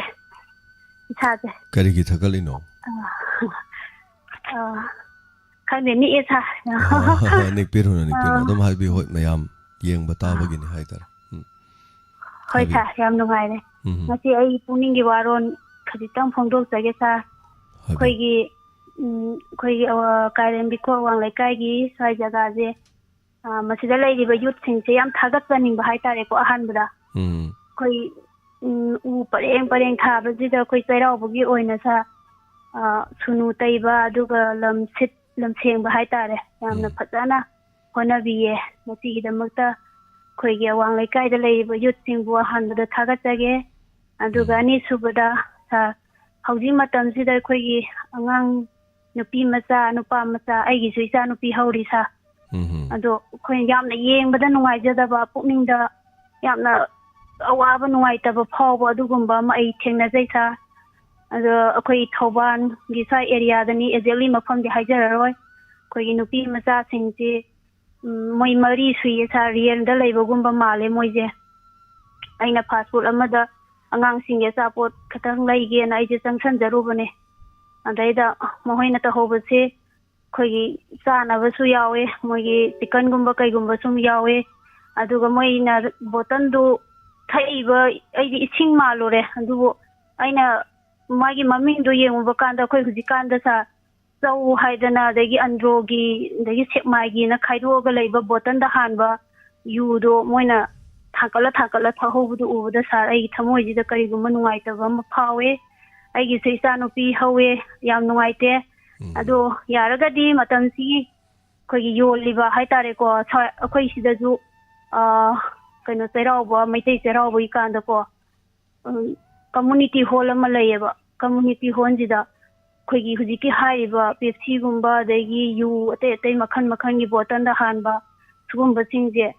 ꯍꯦꯛꯇ ꯌꯣꯟꯕꯤꯕ ꯍꯥꯏꯇꯥꯔꯦ ꯑꯗꯣ ꯌꯥꯝ ꯅꯨꯡꯉꯥꯏꯖꯗꯦ ꯃꯁꯤꯒꯨꯝꯕꯁꯦ ꯑꯗꯨꯒ ꯍꯧꯖꯤꯛ ꯑꯉꯥꯡ ꯅꯨꯄꯤ ꯃꯆꯥꯁꯤꯡꯗꯣ ꯃꯁꯥꯁꯨ ꯂꯣꯏ ꯅꯥꯜꯂꯦ ꯃꯁꯛꯁꯨ ꯂꯣꯏ ꯐꯖꯩ ꯉꯧꯔꯒ ꯑꯗꯨꯒ ꯃꯐꯤ ꯃꯔꯣꯟꯁꯨ ꯌꯥꯝ ꯅꯥꯜꯂꯦ ꯑꯗꯨꯒ ꯃꯈꯣꯏꯅ ꯇꯧꯍꯧꯕ ꯃꯑꯣꯡꯗꯨ ꯎꯕꯗ ꯑꯩ ꯊꯃꯣꯏꯁꯤꯗ ꯌꯥꯝ ꯅꯨꯡꯉꯥꯏꯇꯕ ꯐꯥꯎꯋꯦ ꯑꯗꯨꯒ ꯑꯩꯒꯤ ꯏꯆꯥꯅꯨꯄꯤꯁꯨ ꯑꯩꯈꯣꯏꯅ ꯂꯤꯠꯍꯟꯅꯤꯡꯗꯕ ꯐꯨꯔꯤꯠ ꯍꯥꯏꯇꯥꯔꯦ ꯐꯨꯔꯤꯠ ꯐꯤꯔꯣꯟꯁꯦ ꯑꯩꯈꯣꯏꯅ ꯂꯤꯠꯆꯔꯛꯇꯕ ꯑꯩꯈꯣꯏꯅ ꯌꯦꯡꯕꯗ ꯍꯩꯅꯗꯕ ꯁꯨꯝꯕꯁꯦ ꯂꯤꯠꯀꯦꯀ ꯍꯥꯏꯔꯛꯄꯁꯨ ꯑꯗꯨꯝ ꯌꯥꯎꯋꯦ ꯑꯗ ꯁꯨꯝꯕꯁꯦ ꯌꯥꯝ ꯅꯨꯡꯉꯥꯏꯇꯦ ꯑꯗꯣ ꯑꯩꯈꯣꯏꯒꯤ ꯃꯇꯝꯁꯤꯒꯤ ꯑꯣꯏꯔꯤꯕ ꯐꯤꯕꯝꯁꯦ ꯑꯁꯨꯛꯀꯤ ꯃꯇꯤꯛ ꯂꯨꯔꯦꯅ ꯍꯥꯏꯖꯅꯤꯡꯉꯦ ꯂꯥꯟ ꯂꯣꯏꯈ꯭ꯔꯕꯁꯨ ꯂꯥꯟꯒꯤ ꯆꯩꯊꯦꯡꯗꯤ ꯅꯣꯡꯃ ꯅꯣꯡꯃꯒꯤ ꯑꯗꯨꯝ ꯍꯦꯟꯒꯠꯂꯛꯀꯅꯤ ꯍꯥꯏꯕꯁꯦ ꯑꯩ ꯍꯥꯏꯅꯤꯡꯉꯦ ꯑꯗꯨ ꯍꯨꯔꯥꯟꯕ ꯑꯗꯨꯒ ꯑꯩꯈꯣꯏꯒꯤ ꯐꯠꯇꯕ ꯂꯤꯆꯠ ꯆꯠꯂꯛꯄ ꯁꯤꯒꯨꯝꯕꯁꯦ ꯌꯥꯝ ꯊꯣꯛꯂꯛꯈꯤꯒꯅꯤ ꯍꯥꯏꯕꯁꯤꯁꯨ ꯑꯩ ꯍꯥꯏꯖꯅꯤꯡꯉꯦ ꯑꯗꯨꯒ ꯑꯩꯈꯣꯏꯒꯤ ꯗꯣꯅꯔꯒꯤ ꯑꯩꯁꯦ ꯃꯇꯝ ꯌꯧꯔꯦ ꯑꯩꯒꯤ ꯄꯩꯁꯥꯃꯨꯛ ꯊꯤꯕꯒꯤ ꯃꯇꯝ यौरे अदो आई अथुब मतम पिरकनबो होनजगे 2024 दना इसा नुपी नारे अदुगा 2025 सिदना मु आइसे नाबनी सा अदो आइसे अस आई सादको कनोदा चाते इजबदो आइसे नुमिसे हाना ममांगदा डोनर जे याउजगे आइसे चसगे ना अदुम होनजरगा लेजबने आइसे चटके लाके हाइबसे सुहाई हाइनिंगदबन मरमदि कइनोदा आइसे यागंदेबा लाके चके हाइबबुगा आइसे अदुम निंग थुंगंदबा कइगुंबा मदुम अयत अपनजे अदुम थोकनबने खंदी खनगरे आइना लाक्जगेना हाइदि हाइदोखरे अदुगा आइसे कोइगी सेल हे ग्रुप ना सेमबा फिनाइन गुंबा दे सरक गुंबा जे खरा पुजगेना का खल्लगा अदुम पैसाजु खरा मतें पांगजगेना खल्लगा आइसे अदुम लेजबने था अदुगा अदुम योमजलगा अदुम थम्मगा लेजबने अदुदुगु लाइबक थीबदे आइसे नुमित 8 नि यमना लाइहौ तौरे अदुगा नुमित 8 नि गी मतुंगदा मु डोनर मित नुमित से आइगी बर्थडे तायबा सा अदो आइजे आई हिसोदा खुरमजरगा आई अदुम लोसनजे आई चटकनिना आई खल्लगा अदुम लेजबने दुबु लाइबक थीबदि आइजे लाकबा ngamdre नुमित से आई डॉक्टर चटपा नुमित ओइरे अदुगा आइजे लेंजन थिनजनदना लाइहौजे फरबा मतुंगदा आइना खोगी ꯆꯥꯕ ꯊꯛꯄꯗ ꯈꯔ ꯑꯩꯁꯦ ꯆꯦꯛꯁꯤꯜꯍꯧꯗꯕꯅꯦ ꯍꯩꯃꯥꯡꯁꯦ ꯑꯩꯈꯣꯏ ꯊꯤꯠꯂꯒ ꯑꯩꯅ ꯐꯔꯛꯑꯦ ꯑꯃ ꯊꯛꯎꯕꯅꯦ ꯑꯗꯨꯒꯗꯤ ꯍꯦꯛꯇ ꯑꯍꯤꯡ 2-3ꯁꯦ ꯂꯦꯡꯖꯦꯟ ꯊꯤꯟꯖꯤꯟꯕ ꯑꯗꯣ ꯃꯣꯔꯣꯛ ꯑꯁꯥꯕꯁꯨꯈꯔ ꯆꯥꯔꯨꯕꯅꯦ ꯑꯗꯨꯒꯗꯤ ꯂꯦꯡꯖꯦꯟ ꯊꯤꯟꯖꯤꯟꯕꯁꯦ ꯑꯩꯁꯦ ꯇꯧꯈꯠꯂꯛꯄꯅꯦ ꯍꯥꯟꯅꯁꯨ ꯃꯃꯥꯡꯗ ꯈꯔ ꯑꯗꯨꯝ ꯇꯧꯕꯅꯦ ꯑꯗꯣ ꯅꯨꯡ ꯂꯩ ꯍꯥꯏꯕꯁꯤꯗꯤ ꯁꯨꯡꯍꯥꯏ ꯍꯥꯏꯗꯕ ꯑꯜꯇ꯭ꯔꯥꯁꯥꯎꯟ ꯀꯌꯥ ꯑꯃ ꯂꯧꯔꯦ ꯑꯗꯣ ꯑꯩ ꯁꯨꯡꯍꯥꯏ ꯍꯥꯏꯔꯛꯇꯦ ꯑꯗꯣ ꯍꯟꯗꯛ ꯑꯩꯅ ꯆꯠꯂꯨꯕꯗꯨꯁꯨ ꯅꯨꯃꯤꯠ 9ꯅꯤ ꯑꯩ ꯗꯣꯛꯇꯔꯗ ꯂꯩꯔꯦ ꯗꯤꯁꯇ꯭ꯔꯤꯛ ꯍꯣꯁꯄꯤꯇꯥꯜꯗ ꯑꯗꯩꯗ ꯀꯩꯅꯣꯅꯦ ꯂꯤꯚꯔ ꯐꯦꯇꯤ ꯑꯣꯏꯔꯦ ꯑꯗꯨꯒ ꯆꯈꯥꯎ ꯁꯣꯛꯑꯦ ꯑꯁꯨꯃꯥꯏꯅ ꯍꯥꯏꯔꯛꯄ ꯁꯥꯔ ꯑꯗꯣ ꯅꯨꯡ ꯂꯩ ꯍꯥꯏꯕꯁꯤꯗꯤ ꯑꯜꯇ꯭ꯔꯥꯁꯥꯎꯟ 2ꯔꯛ ꯂꯧꯔꯦ ꯑꯗꯨꯒ ꯑꯩꯒꯤ ꯏꯁꯥꯒꯤ ꯑꯩꯈꯣꯏꯒꯤ ꯅꯨꯄꯤꯒꯤ ꯑꯣꯏꯕ ꯁꯨꯝ ꯌꯦꯡꯊꯣꯛꯅꯤꯡꯕ ꯈꯔꯁꯨ ꯑꯗꯨꯝ ꯌꯦꯡꯊꯣꯛꯑꯦ ꯑꯗꯨꯒ ꯇꯦꯁ ꯂꯧꯕꯁꯨ ꯑꯗꯨꯝ ꯇꯧꯔꯦ ꯊꯥꯒꯠꯆꯔꯤ ꯁꯟꯗꯥꯅꯤ ꯑꯩꯈꯣꯏꯒꯤ ꯍꯛꯆꯥꯡ ꯌꯦꯡꯊꯣꯛꯄ ꯑꯗꯨꯝ ꯐꯩ ꯅꯨꯡ ꯂꯩꯕꯒꯤꯗꯤꯀꯣ ꯑꯜꯇ꯭ꯔꯥꯁꯥꯎꯟ ꯈꯛꯇꯪ ꯌꯦꯡꯉꯒ ꯅꯨꯡ ꯂꯩ ꯑꯃꯁꯨꯡ ꯂꯩꯇꯦꯅ ꯈꯪꯕꯁꯦ ꯅꯨꯡꯗꯨꯅ ꯆꯥꯎꯔꯀꯥꯟꯗ ꯎꯕ ꯋꯥꯅꯦꯕ ꯅꯨꯡꯗꯨꯅ ꯌꯥꯝ ꯀꯨꯞꯈ꯭ꯔꯗꯤ ꯑꯜꯇ꯭ꯔꯥꯁꯥꯎꯟꯗ ꯎꯕ ꯉꯝꯗꯕ ꯂꯩ ꯑꯗꯨꯒ ꯑꯜꯇ꯭ꯔꯥꯁꯥꯎꯟꯁꯨ ꯌꯦꯡꯉꯤꯕ ꯃꯤꯗꯨꯒꯤ ꯃꯈꯥꯁꯨ ꯌꯥꯝ ꯄꯣꯜꯂꯦ ꯑꯗꯨꯒ ꯑꯅꯤꯁꯨꯕꯗ ꯌꯦꯡꯉꯤꯕ ꯃꯦꯆꯤꯟꯗꯣ ꯑꯗꯨꯒꯤꯁꯨ ꯑꯗꯨꯝ ꯑꯥꯎꯠꯗꯦꯇꯦꯠ ꯑꯣꯏꯕꯁꯨ ꯂꯩꯌꯦꯕ ꯑꯜꯇ꯭ꯔꯥꯁꯥꯎꯟ ꯉꯁꯤꯗꯒꯤ ꯆꯍꯤ 5 ꯃꯃꯥꯡꯗ ꯊꯣꯛꯑꯝꯕꯗꯨꯒ ꯍꯧꯖꯤꯛ ꯊꯣꯛꯂꯛꯄ ꯑꯜꯇ꯭ꯔꯥꯁꯥꯎꯟꯒ ꯃꯥꯟꯅꯗꯦꯕ ꯍꯧꯖꯤꯛꯇꯤ ꯑꯜꯇ꯭ꯔꯥꯁꯥꯎꯟꯗ 3D ꯑꯣꯏꯕ ꯀꯥꯏꯅ ꯂꯥꯛꯑꯦ ꯑꯐꯕ ꯌꯥꯝ ꯂꯩꯔꯦ ꯍꯥꯏꯇꯥꯔꯦ ꯑꯗꯣ ꯃꯃꯥꯡꯗ ꯁꯤꯖꯤꯟꯅꯔꯝꯃꯤꯕ ꯃꯤꯒꯤ ꯇꯦꯁ ꯇꯧꯁꯤꯡꯁꯦ ꯐꯠꯇꯦꯅ ꯍꯥꯏꯖꯕꯩ ꯋꯥ ꯅꯠꯇꯦꯀꯣ ꯑꯗꯣ ꯏꯁꯥꯅ ꯆꯤꯡꯅꯕ ꯂꯩꯔꯒꯗꯤ ꯅꯨꯡꯒꯤ ꯇꯦꯁ ꯇꯧꯒꯦꯅ ꯈꯜꯂꯒꯗꯤ ꯃꯈꯜ 3 ꯇꯧꯕ ꯌꯥꯏ ꯃꯈꯜ 3ꯁꯦ ꯀꯩꯅꯣ ꯑꯍꯥꯟꯕꯗ ꯑꯜꯇ꯭ꯔꯥꯁꯥꯎꯟꯅꯤ ꯃꯈꯜ 4 ꯑꯅꯤꯁꯨꯕꯗ ꯑꯗꯨꯝ ꯑꯦꯛꯁꯔꯦꯅꯤ ꯑꯗꯨꯒ ꯑꯍꯨꯝꯁꯨꯕꯗ CT ꯁ꯭ꯀꯦꯟꯅꯤ ꯑꯗꯨꯒ CT ꯁ꯭ꯀꯦꯟꯗꯤ ꯌꯥꯔꯤꯈꯩꯗꯤ ꯂꯧꯔꯣꯏꯗꯕꯅꯤ ꯑꯗꯨꯒ ꯇꯉꯥꯏ ꯐꯗ꯭ꯔꯀꯥꯟꯗ ꯂꯧꯕ ꯆꯞ ꯆꯥꯕ ꯑꯦꯛꯖꯦꯛ ꯑꯣꯏꯕꯁꯦ ꯅꯨꯡ ꯑꯁꯨꯛ ꯂꯩ ꯃꯁꯤꯡ ꯑꯁꯨꯛ ꯂꯩ ꯀꯗꯥꯏꯗ ꯂꯩ ꯍꯥꯏꯕꯁꯦ ꯃꯌꯦꯛ ꯁꯦꯡꯅ ꯈꯪꯕꯁꯦ CT ꯁ꯭ꯀꯦꯟꯅꯦꯕ ꯑꯗꯨꯒ ꯑꯃ ꯌꯦꯡꯕ ꯌꯥꯕꯁꯤ ꯀꯔꯤꯅꯣ ꯍꯥꯏꯀꯥꯟꯗ ꯑꯩ ꯌꯨꯔꯤꯟꯗ ꯌꯦꯡꯕ ꯌꯥꯏꯕ ꯑꯩꯒꯤ ꯌꯨꯔꯤꯟꯁꯦ ꯌꯨꯔꯤꯟ ꯀꯜꯆꯔ ꯇꯧꯒꯗꯕ ꯑꯗꯨꯅ RL ꯀꯩꯁꯦ ꯑꯩꯈꯣꯏꯒꯤ ꯌꯨꯔꯤꯟ ꯀꯜꯆꯔꯗ ꯃꯈꯜ ꯂꯩꯀꯣ ꯑꯗꯣ ꯃꯁꯤ ꯌꯦꯡꯊꯣꯛꯄꯤꯔꯀꯥꯟꯗ ꯑꯩꯒꯤ ꯌꯨꯔꯤꯟꯁꯦ ꯑꯩꯈꯣꯏꯅꯗꯤ ꯎꯔꯣꯏꯕ ꯆꯨꯝꯅꯗꯤ ꯍꯪꯒꯥꯝꯄꯥꯟ ꯃꯆꯨ ꯑꯣꯏꯕ ꯑꯗꯣ ꯃꯣꯏ ꯅꯨꯡ ꯂꯩꯕ ꯃꯤꯒꯤꯗꯤꯀꯣ ꯀꯔꯤꯒꯨꯝꯕ ꯅꯨꯡꯗꯨꯅ ꯃꯔꯝ ꯑꯣꯏꯔꯀꯥꯟꯗ ꯍꯛꯆꯥꯡ ꯀꯤꯗꯅꯤꯗ ꯅꯠꯇ꯭ꯔꯒ ꯏꯁꯤꯡ ꯃꯔꯤꯗ ꯈꯦꯠꯄꯗꯨꯗ ꯀꯩ ꯍꯥꯏꯇꯥꯔꯦ ꯏꯁꯤꯡꯗ ꯃꯔꯤꯛ ꯌꯥꯎꯕ ꯑꯩꯈꯣꯏꯅꯗꯤ ꯎꯗꯕ ꯑꯗꯣ ꯃꯔꯤꯛ ꯌꯥꯎꯔꯒꯗꯤ ꯌꯨꯔꯤꯟꯗ ꯃꯔꯤꯛ ꯌꯥꯎꯔꯤꯁꯤ ꯀꯔꯤꯒꯤꯅꯣ ꯌꯦꯡꯉꯗꯤ ꯀꯤꯗꯅꯤꯗ ꯊꯣꯛꯄ ꯌꯨꯔꯤꯟꯒꯤ ꯄꯥꯏꯞꯇ ꯊꯣꯛꯄ ꯑꯁꯤꯒꯨꯝꯕ ꯂꯩꯕ ꯌꯥꯎꯋꯦꯕ ꯑꯗꯨ ꯂꯩꯇꯥꯔꯒꯗꯤ ꯑꯩ ꯅꯨꯡ ꯂꯩꯔꯦꯅ ꯑꯗꯨꯝ ꯈꯟꯕ ꯌꯥꯏꯕ ꯑꯗꯒꯤꯗꯤ ꯗꯣꯛꯇꯔ ꯇꯥꯟꯅꯕꯤꯕ ꯌꯥꯔꯦ ꯆꯞ ꯆꯥꯅ ꯌꯦꯡꯊꯣꯛꯄꯤꯕ ꯍꯥꯏꯇꯥꯔꯦ ꯑꯗꯣ ꯏꯆꯝ ꯆꯝꯅ ꯅꯨꯡꯒꯤ ꯋꯥꯔꯤꯗ ꯑꯩꯅꯁꯨ ꯌꯥꯝ ꯁꯥꯈ꯭ꯔꯦꯅ 2018ꯗ ꯑꯩꯉꯣꯟꯗ ꯅꯨꯡ ꯂꯩꯔꯦꯅ ꯑꯦꯛꯁꯦꯜ ꯀꯦꯌꯥꯔꯗ ꯍꯥꯏꯔꯛꯈꯤꯕ ꯅꯉꯣꯟꯗ ꯅꯪꯒꯤ ꯅꯨꯡ 11 mm ꯂꯩꯔꯦꯅ ꯑꯩꯉꯣꯟꯗ ꯍꯥꯏꯔꯛꯈꯤꯕ ꯑꯗꯣ ꯑꯩ ꯍꯜꯂꯛꯑꯒ ꯃꯅꯤꯄꯨꯔꯒꯤ ꯃꯐꯝ ꯑꯃꯅꯤꯗ ꯌꯦꯡꯖꯩꯕ ꯌꯦꯡꯀꯥꯟꯗ ꯂꯩꯇꯦꯅ ꯍꯥꯏꯕ ꯃꯣꯏꯅ ꯑꯗꯩ ꯂꯩꯇꯦ ꯍꯥꯏꯕꯅ ꯑꯩꯁꯨ ꯅꯨꯡꯉꯥꯏꯊꯣꯛꯑꯦ 18ꯗ ꯂꯩꯕꯅꯦ 19 ꯅꯨꯡꯉꯥꯏꯊꯣꯛꯑꯦ ꯑꯗꯩ 20 ꯅꯨꯡꯉꯥꯏꯊꯣꯛꯑꯦ ꯑꯗꯩꯗꯤ 20ꯗ ꯑꯃꯨꯛ ꯍꯧꯔꯛꯑꯦꯕ 20ꯗ ꯑꯃꯨꯛ ꯍꯧꯕꯗ ꯑꯃꯨꯛ ꯌꯦꯡꯀꯥꯟꯗ ꯑꯗꯨꯁꯨ ꯂꯩꯇꯦꯅ ꯑꯗꯨꯝ ꯍꯥꯏꯌꯦꯕ 21ꯗ ꯑꯃꯨꯛ ꯍꯧꯔꯛꯑꯀꯥꯟꯗꯗ ꯀꯤꯗꯅꯤ ꯅꯥꯝꯃ ꯐꯨꯟꯖꯜꯂꯦꯅ ꯍꯥꯏꯔꯛꯄꯅꯦꯕ ꯑꯗꯣ ꯐꯨꯟꯖꯜꯂꯦꯅ ꯍꯥꯏꯔꯀꯥꯟꯗ ꯑꯗꯨꯗꯗꯤ ꯅꯨꯡ ꯂꯩꯔꯦꯅ ꯍꯥꯏꯔꯛꯑꯦꯕ ꯑꯩꯅ ꯁꯨꯡꯌꯦꯡ ꯌꯦꯡꯉꯨꯗꯕ ꯍꯣꯁꯄꯤꯇꯥꯜꯗ ꯌꯦꯡꯉꯨꯀꯥꯟꯗ ꯕꯥꯕꯤꯅꯥꯅ ꯍꯥꯏꯔꯛꯄꯅꯦꯕ ꯂꯩꯔꯦ ꯁꯤꯗꯩꯗ ꯕ꯭ꯂꯣꯛ ꯇꯧꯔꯦ ꯀꯤꯗꯅꯤ ꯑꯣꯏ ꯊꯪꯕꯁꯤ ꯆꯥꯎꯈꯠꯂꯦ ꯅꯥꯏ ꯆꯥꯔꯦꯅ ꯍꯥꯏꯔꯛꯄꯅꯦꯕ ꯑꯗꯨꯗꯩꯅꯦ ꯃꯃꯥꯡ 21ꯗ ꯑꯩꯈꯣꯏ ꯆꯦꯟꯗꯅ ꯑꯗꯨꯃꯥꯏꯅ ꯇꯧꯗꯅ ꯑꯣꯛꯇꯣꯕꯔ 13 ꯑꯣꯄꯔꯦꯁꯟ ꯇꯧꯈꯤ ꯑꯗꯒꯤꯗꯤ ꯑꯣꯛꯇꯣꯕꯔꯒꯤ ꯃꯊꯪ 22 ꯖꯨꯂꯥꯏ 15 ꯑꯃꯨꯛ ꯇꯧꯈꯤ ꯁꯤꯅ ꯃꯊꯪ ꯊꯥꯒꯠꯆꯔꯤ ꯁꯤꯅ ꯍꯦꯜꯊꯀꯤ ꯋꯥꯔꯤꯅꯤ ꯁꯟꯗꯥꯅꯤ ꯇꯥꯛꯄꯤꯔꯛꯄꯗꯨꯗꯀꯣ ꯑꯗꯨꯅ ꯃꯔꯛ ꯃꯔꯛꯇ ꯆꯦꯛ ꯇꯧꯕ ꯐꯩ ꯊꯥꯒꯠꯆꯔꯤ ꯏꯁꯥ ꯅꯨꯡꯉꯥꯏꯇꯗꯤ ꯁꯟꯗꯥꯅꯤ ꯍꯩꯃꯥꯡꯒꯨꯝꯕꯁꯦ ꯍꯩ ꯃꯥꯡꯉꯦ ꯍꯥꯏꯁꯤ ꯀꯩꯒꯤꯅꯣꯗ ꯍꯩꯃꯥꯡ ꯑꯁꯤꯒꯤ ꯍꯩ ꯑꯍꯥꯎꯕ ꯃꯈꯜ ꯌꯥꯝ ꯂꯩ ꯍꯩꯃꯥꯡꯁꯤ ꯑꯩꯈꯣই ꯏꯄꯥ ꯏꯄꯨꯁꯤꯡꯅ ꯆꯤꯅꯤꯒ ꯇꯣꯠꯂꯒ ꯃꯇꯨꯝ ꯇꯥꯔꯒ ꯁꯦꯝꯕ ꯂꯩ ꯍꯩꯃꯥꯡꯁꯦ ꯑꯆꯥꯄꯣꯠ ꯑꯣꯏꯅ ꯑꯩꯈꯣꯏꯒꯤ ꯑꯆꯥꯄꯣꯠ ꯑꯣꯏꯅ ꯁꯦꯝꯅꯔꯤꯅꯤꯅꯦ ꯑꯗꯣ ꯍꯩꯗ ꯃꯥꯡꯉꯦꯅ ꯍꯥꯏꯔꯝꯃꯤꯁꯤ ꯋꯥꯍꯩꯁꯦ ꯍꯩꯃꯥꯡꯒꯤ ꯋꯥꯍꯩ ꯌꯥꯝ ꯂꯩ ꯍꯩꯃꯥꯡꯁꯦ ꯐꯖꯅ ꯏꯁꯤꯡꯗ ꯊꯤꯠꯂꯒ ꯐꯖꯅ ꯑꯗꯨꯝ ꯊꯛꯄꯗ ꯃꯁꯥ ꯃꯎ ꯀꯔꯤꯝꯇ ꯇꯧꯗ꯭ꯔꯕ ꯍꯥꯏꯅꯕ ꯂꯩꯅꯦ ꯑꯗꯨ ꯑꯣꯏꯔꯗꯤ ꯍꯩꯃꯥꯡꯁꯦ ꯊꯛꯄꯗ ꯃꯍꯤꯒ ꯊꯤꯠꯂ ꯊꯛꯄꯗ ꯃꯁꯥꯗꯣ ꯀꯩꯝ ꯇꯧꯗꯦ ꯃꯗꯨ ꯃꯤꯗꯣ ꯃꯁꯥ ꯌꯥꯝ ꯁꯦꯡꯉꯝꯅꯦ ꯑꯗꯣ ꯃꯁꯥ ꯈꯤꯇꯪ ꯐꯠꯇꯕ ꯃꯤꯗꯗꯤ ꯍꯩꯃꯥꯡꯗꯣ ꯊꯤꯠꯂ ꯊꯛꯀꯥꯟꯗ ꯄꯨꯛ ꯂꯦꯡꯈꯠꯄꯤ ꯊꯤꯟꯕꯤ ꯈꯣꯠꯄꯤ ꯇꯧꯕꯁꯦ ꯂꯣꯏꯅ ꯐꯨꯗꯣꯔꯛ ꯇꯥꯔꯗꯤ ꯍꯩꯗ ꯃꯥꯡꯉꯦ ꯍꯩ ꯑꯃꯥꯡꯕ ꯍꯩꯅꯦꯅ ꯍꯥꯏꯅꯔꯝꯃꯤꯒꯤ ꯃꯁꯤ ꯃꯅꯨꯡꯒꯤ ꯑꯣꯏꯕ ꯋꯥꯍꯩꯒ ꯌꯥꯝ ꯂꯩꯖꯥꯅꯤ ꯑꯍꯟꯁꯤꯡꯅ ꯍꯥꯏꯕꯅꯤꯀꯣ ꯑꯗꯨꯅ ꯍꯩꯃꯥꯡ ꯑꯁꯨꯕ ꯇꯛꯊꯣꯛꯑꯒ ꯊꯝꯕ ꯑꯗꯨꯒ ꯐꯖꯅ ꯊꯨꯝ ꯃꯣꯔꯣꯛ ꯍꯥꯞꯄꯒ ꯊꯝꯖꯤꯜꯂꯒ ꯕꯣꯛꯁ ꯑꯝꯗ ꯍꯥꯞꯆꯜꯂ ꯊꯝꯕ ꯑꯗꯒꯤ ꯇꯨꯝꯅꯤꯡꯗꯅ ꯂꯩꯕ ꯃꯇꯝꯗ ꯅꯨꯃꯤꯗꯥꯡꯗ ꯈꯨꯗꯥꯡꯗꯒ ꯍꯥꯞꯄꯒ ꯈꯤꯇꯪ ꯊꯨꯝ ꯃꯣꯔꯣꯛꯇꯣ ꯆꯥꯏꯁꯤꯜꯂ ꯆꯥꯕꯒꯤ ꯈꯨꯍꯥꯎꯗꯨꯗꯤ ꯀꯔꯤ ꯍꯪꯒꯅꯤ ꯌꯥꯝ ꯍꯥꯎꯋꯦꯕ ꯆꯥꯕꯨ ꯆꯥꯅꯤꯡꯉꯦ ꯍꯜꯂꯣ ꯃꯤꯡ ꯑꯃꯗꯤ ꯂꯩꯐꯝ ꯍꯥꯏꯕꯤꯌꯨ ꯑꯩ ꯍꯧꯖꯤꯛ ꯁꯣꯛꯈꯩꯕꯝꯅꯦ ꯇꯔꯥꯝ ꯅꯣꯛꯆꯔꯤ ꯑꯣꯖꯥ ꯑꯣꯖꯥ ꯍꯣꯏꯗꯤ ꯃꯌꯥꯝ ꯇꯤꯟꯅ ꯃꯐꯝꯗ ꯇꯣꯏꯅ ꯑꯩꯈꯣꯏꯒꯤ ꯀꯩꯅꯣ ꯑꯩꯈꯣꯏꯒꯤ ꯀꯩꯅꯣ ꯃꯥꯏꯀ꯭ꯔꯣꯐꯣꯟ ꯄꯥꯏꯔꯒ ꯏꯁꯩ ꯁꯛꯄ ꯑꯗꯒꯤ ꯀꯩꯅꯣꯝ ꯂꯥꯎꯊꯣꯛꯄꯒꯤ ꯆꯥꯡꯁꯦ ꯐꯪꯕꯅꯤꯅ ꯁꯤꯗ ꯑꯃꯈꯛꯇ ꯄꯤꯕꯤꯌꯨꯗꯅ ꯍꯥꯏꯖꯒꯦꯅ ꯇꯧꯕꯅꯤ ꯑꯣꯖꯥ ꯍꯣꯏ ꯍꯥꯏꯕꯤꯌꯨ ꯅꯣꯡꯃ ꯂꯤꯂꯥ ꯍꯧꯔꯝꯗꯥꯏꯗꯁꯨ ꯑꯣꯖꯥ ꯏꯕꯨ ꯌꯥꯏꯗꯩꯅ ꯍꯥꯏꯔꯒ ꯋꯥꯡꯖꯤꯡ ꯇꯨꯔꯦꯟꯗꯣ ꯂꯨ ꯅꯥꯟ ꯊꯝꯕꯒꯤ ꯍꯥꯏꯕꯀꯣ ꯃꯥꯅꯤ ꯑꯗꯨꯅ ꯑꯣꯖꯥ ꯑꯩꯈꯣꯏꯁꯦ ꯄ꯭ꯂꯥꯁꯇꯤꯛꯇ ꯏꯔꯥꯛꯅꯒꯗꯧꯕ ꯑꯩꯈꯣꯏ ꯃꯥꯂꯦꯝ ꯑꯣꯏꯔꯦ ꯄ꯭ꯂꯥꯁꯇꯤꯛꯁꯤ ꯀꯞ ꯂꯩꯔꯦ ꯆꯧꯀ꯭ꯔꯤ ꯂꯩꯔꯦ ꯇꯦꯕꯜ ꯂꯩꯔꯦ ꯑꯗꯒꯤ ꯀꯞ ꯂꯩꯔꯦ ꯕꯥꯔꯇꯤꯟ ꯂꯩꯔꯦ ꯑꯗꯩ ꯈꯥꯎ ꯄꯨꯝꯅꯃꯛꯁꯤ ꯄ꯭ꯂꯥꯁꯇꯤꯛꯅꯤ ꯑꯗꯨ ꯊꯤꯡꯅꯅꯕꯒꯤ ꯇꯥꯡ 15ꯗꯒꯤ ꯑꯗꯨ ꯑꯍꯥꯟꯕ ꯊꯦꯡꯅꯕꯅ ꯂꯨꯄꯥ 2,000 ꯑꯗꯩ ꯑꯀꯣꯟꯕꯅ 5,000 ꯑꯗꯨꯒ ꯂꯥꯎꯕ ꯂꯥꯛꯑꯝꯃꯦꯕꯀꯣ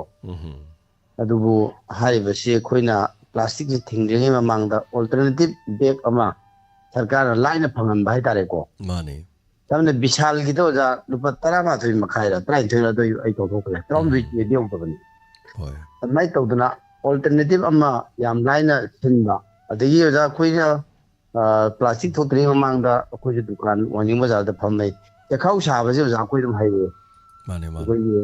ꯑꯗꯨꯃꯥꯏꯅ ꯆꯦꯒꯤꯗ ꯁꯤꯖꯤꯟꯅꯕ ꯑꯗꯨꯃ ꯇꯧꯔꯒꯗꯤ ꯌꯥꯝ ꯐꯒꯅꯤ ꯑꯗꯨꯅ ꯀꯃꯥꯏꯅ ꯇꯧꯒꯦꯗ ꯍꯧꯖꯤꯛꯁꯤ ꯊꯥꯕꯜ ꯆꯣꯡꯕꯗꯤ ꯂꯣꯏꯈ꯭ꯔꯦ ꯂꯤꯂꯥꯗꯤ ꯂꯣꯏꯗ꯭ꯔꯤꯀꯣ ꯑꯣꯖꯥ ꯉꯁꯤꯁꯨ ꯁꯣ ꯂꯩꯔꯝꯒꯗ꯭ꯔꯥ ꯑꯗꯨꯗꯤ ꯈꯪꯗ꯭ꯔꯦ ꯂꯣꯏ ꯂꯩꯅꯕꯅꯦ ꯑꯩꯒꯤꯕꯨ ꯂꯩꯇꯕ ꯋꯥꯅꯤ ꯑꯗꯣ ꯑꯣꯖꯥꯒꯤ ꯀꯩꯅꯣ ꯁꯣ ꯂꯩꯕ ꯀꯥꯟꯗ ꯂꯤꯂꯥꯗꯣ ꯍꯧꯗ꯭ꯔꯤꯉꯩꯒꯤ ꯃꯃꯥꯡꯗꯨꯗ ꯑꯩꯅ ꯃꯦꯁꯦꯖ ꯑꯃ ꯄꯤꯍꯟꯅꯤꯡꯕꯁꯤ ꯁꯤꯅꯤ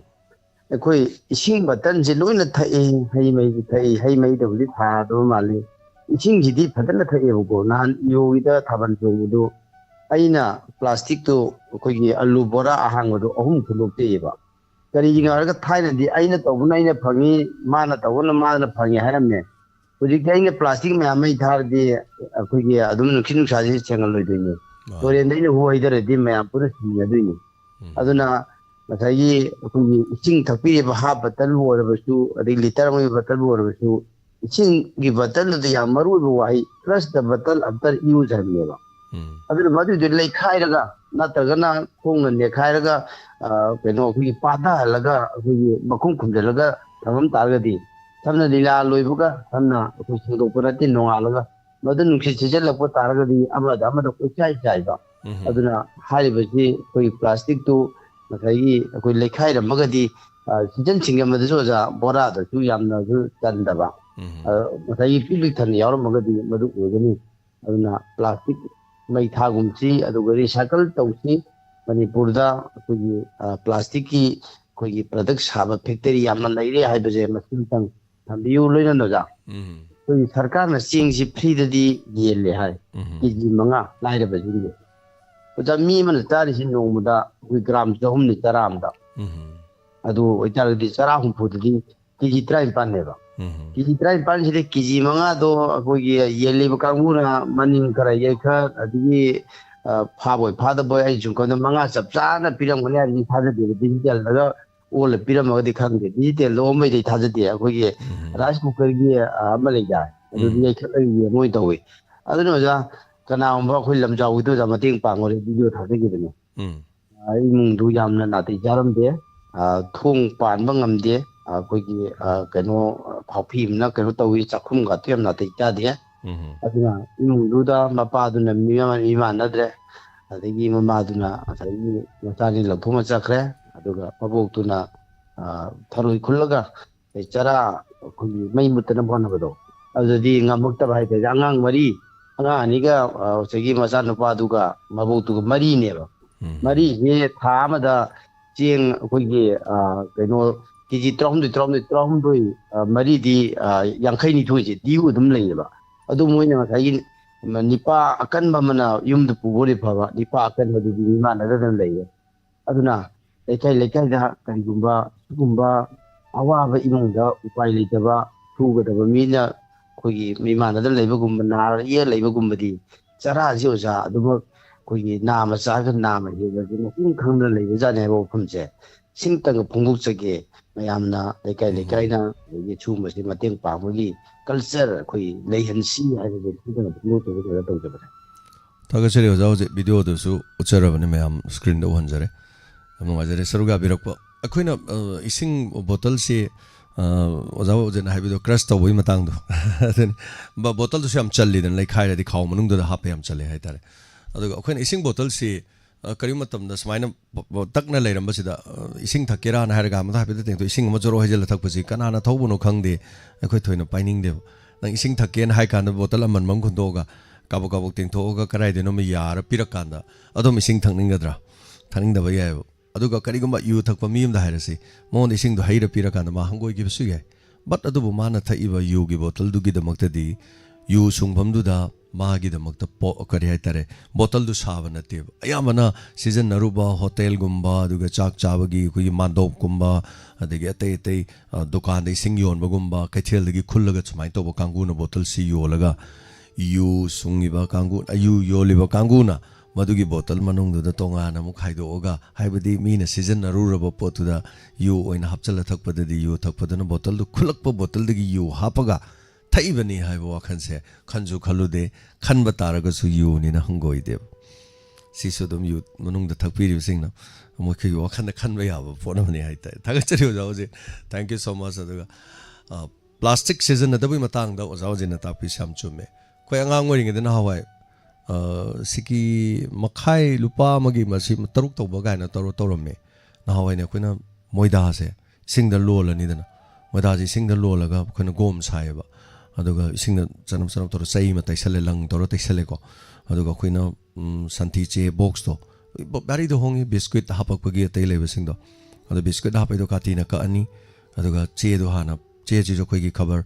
ꯆꯦꯗꯨꯗꯒꯤ ꯀꯥꯇꯤꯅ ꯀꯛꯑꯒ ꯍꯥꯏꯇꯥꯔꯦ ꯊꯛ ꯊꯛ ꯇꯞꯇꯣꯞꯄꯒ ꯈꯥꯎ ꯁꯥꯔꯒ ꯌꯣꯜꯂꯝꯃꯦ ꯁꯨꯃꯥꯏꯅ ꯑꯗꯨꯒꯤ ꯈꯥꯎꯗꯨꯒꯤ ꯃꯅꯨꯡꯗ ꯍꯥꯞꯄꯝꯃꯤꯁꯤ ꯍꯋꯥꯏ ꯃꯪꯒꯟ ꯍꯥꯞꯄ ꯌꯥꯏ ꯑꯇꯥ ꯃꯣꯏꯗꯥ ꯍꯥꯞꯄ ꯌꯥꯏ ꯂꯣꯏ ꯀꯦꯖꯤ ꯑꯃꯃꯝꯒꯤ ꯀꯦꯖꯤ ꯃꯈꯥꯏꯒꯤ ꯁꯥꯏ ꯍꯥꯏꯇꯥꯔꯦ ꯉꯥꯔꯤꯁꯨ ꯑꯗꯨ ꯃꯅꯨꯡ ꯍꯥꯞꯄ ꯌꯥꯏ ꯕꯦꯔꯤ ꯃꯩꯈꯦꯠ ꯀꯔꯤ ꯀꯔꯤ ꯂꯣꯏ ꯍꯥꯞꯄ ꯌꯥꯏ ꯀꯩꯊꯦꯜꯗ ꯃꯇꯝ ꯑꯃꯗ ꯆꯠꯅꯔꯝꯃꯦ ꯑꯗꯣ ꯃꯁꯤ ꯗꯨꯀꯥꯟꯗꯨꯅ ꯁꯥꯕ ꯉꯝꯗꯗꯅ ꯑꯩꯈꯣꯏꯒꯤ ꯌꯨꯝꯂꯛꯇ ꯁꯥꯍꯟꯅꯔꯝꯃꯦꯕ ꯑꯗꯨ ꯌꯨꯝꯂꯛꯇ ꯈꯣꯝꯃꯝꯃꯦ ꯃꯁꯤꯡ ꯑꯁꯨꯛꯇ ꯂꯨꯄꯥ ꯁꯤꯡꯒꯩ ꯀꯥꯏꯅ ꯇꯧꯔꯝꯃꯦꯕ ꯌꯥꯝ ꯍꯣꯡꯅ ꯌꯥꯝꯅ ꯅꯨꯡꯁꯤꯖꯅꯤ ꯑꯗꯣ ꯍꯧꯖꯤꯛ ꯄ꯭ꯂꯥꯁꯇꯤꯛ ꯊꯤꯡꯒꯅꯤ ꯍꯥꯏꯇꯥꯔꯒꯗꯤ ꯄ꯭ꯂꯥꯁꯇꯤꯛ ꯈꯥꯎꯒꯤ ꯃꯍꯨꯠꯁꯦ ꯀꯔꯤꯅ ꯔꯤꯄ꯭ꯂꯦꯁ ꯇꯧꯗꯣꯏꯅꯣꯕ ꯑꯗꯨ ꯑꯣꯏꯔꯒꯗꯤ ꯑꯅꯥꯗꯔ ꯋꯦ ꯑꯗꯨꯃ ꯍꯥꯟꯅ ꯄꯨꯊꯣꯛꯇ꯭ꯔꯤꯉꯩꯗ ꯍꯥꯟꯅ ꯊꯤꯡꯖꯜꯂꯗꯤ ꯆꯤꯅꯤ ꯈꯤꯇ ꯂꯩꯒꯦ ꯍꯥꯏꯔꯒ ꯈꯨꯠꯇ ꯁꯨꯃꯥꯏꯅ ꯐꯤ ꯇꯤꯡꯊꯣꯔꯛꯑꯣ ꯍꯥꯏꯔ ꯐꯤꯗ ꯍꯥꯞꯇꯣꯔꯤꯕ꯭ꯔꯥ ꯅꯠꯇ꯭ꯔꯒ ꯈꯨꯠꯇ ꯁꯨꯃꯥꯏꯅ ꯌꯥꯔ ꯄꯨꯔꯛꯇꯣꯔꯤꯕ꯭ꯔꯥ ꯑꯗꯨ ꯑꯣꯏꯔꯒꯅ ꯐꯤ ꯈꯥꯎꯒꯤ ꯐꯤꯁꯤ ꯃꯔꯥꯡ ꯀꯥꯏꯅ ꯍꯥꯟꯅ ꯑꯩꯈꯣꯏꯅ ꯌꯣꯟꯕ ꯑꯃ ꯅꯠꯇ꯭ꯔꯒ ꯁꯤꯖꯤꯟꯅꯅꯕ ꯑꯃ ꯁꯦꯝ ꯇꯉꯥꯏ ꯐꯗꯕ ꯂꯩꯔꯤꯕ ꯄ꯭ꯂꯥꯁꯇꯤꯛ ꯊꯤꯡꯕꯗꯤ ꯌꯥꯝꯅ ꯐꯩ ꯄ꯭ꯂꯥꯁꯇꯤꯛꯇꯨꯅ ꯂꯧꯔꯝꯕ ꯔꯣꯜꯗꯨ ꯀꯅꯥꯅ ꯂꯧꯗꯣꯏꯅꯣ ꯑꯗꯨ ꯂꯧꯅꯕ ꯔꯣꯜꯗꯣ ꯁꯤꯟꯗꯣꯛꯇ꯭ꯔꯗꯤ ꯌꯥꯔꯣꯏꯕ ꯁꯤꯜ లాꯡꯗꯗꯤ ꯌꯥꯔꯣꯏꯕ ꯑꯗꯨꯝ ꯂꯣꯠꯅ ꯁꯤꯖꯤꯟꯅꯔꯛꯀꯅꯤ ꯑꯗꯨꯅ ꯀꯔꯤ ꯑꯣꯏꯔꯛꯀꯅꯤ ꯄ꯭ꯂꯥꯁꯇꯤꯛ ꯊꯤꯡꯕꯒꯤ ꯀꯩꯅꯣꯗꯨꯗꯤ ꯂꯥꯏꯔꯗꯅ ꯄ꯭ꯂꯥꯁꯇꯤꯛ ꯕ꯭ꯂꯦꯛꯇ ꯌꯣꯜꯂꯒ ꯄ꯭ꯂꯥꯁꯇꯤꯛ ꯇꯥꯡꯅꯅꯕ ꯃꯆꯥꯛ ꯑꯣꯏꯔꯛꯑꯦꯕ ꯀ꯭ꯋꯥ ꯊꯤꯡꯉꯦ ꯍꯥꯏꯔ ꯀ꯭ꯋꯥ ꯇꯥꯡꯅꯕ ꯌꯨ ꯊꯤꯡꯉꯦ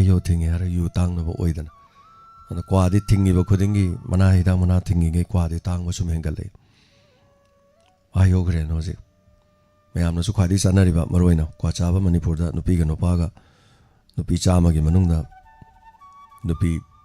89 ꯀ꯭ꯋꯥ ꯆꯥꯔꯕꯅꯦ ꯑꯇꯩ ꯈꯖꯤꯛ ꯈꯤꯇꯪ ꯉꯥꯏꯔꯕꯅꯦ ꯆꯥꯗ꯭ꯔꯤꯁꯦ ꯅꯨꯄꯤ 100 ꯂꯩꯕ ꯃꯇꯝꯗ ꯅꯨꯄꯤ 40ꯗꯤ ꯀ꯭ꯋꯥ ꯆꯥꯔꯕ 10 ꯈꯛꯇꯪ ꯆꯥꯗꯕꯗꯣ ꯑꯣꯏꯁꯤꯜꯂꯛꯑꯕꯅꯤ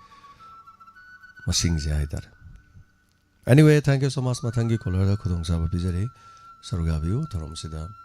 sarugabiri basing. Sorry.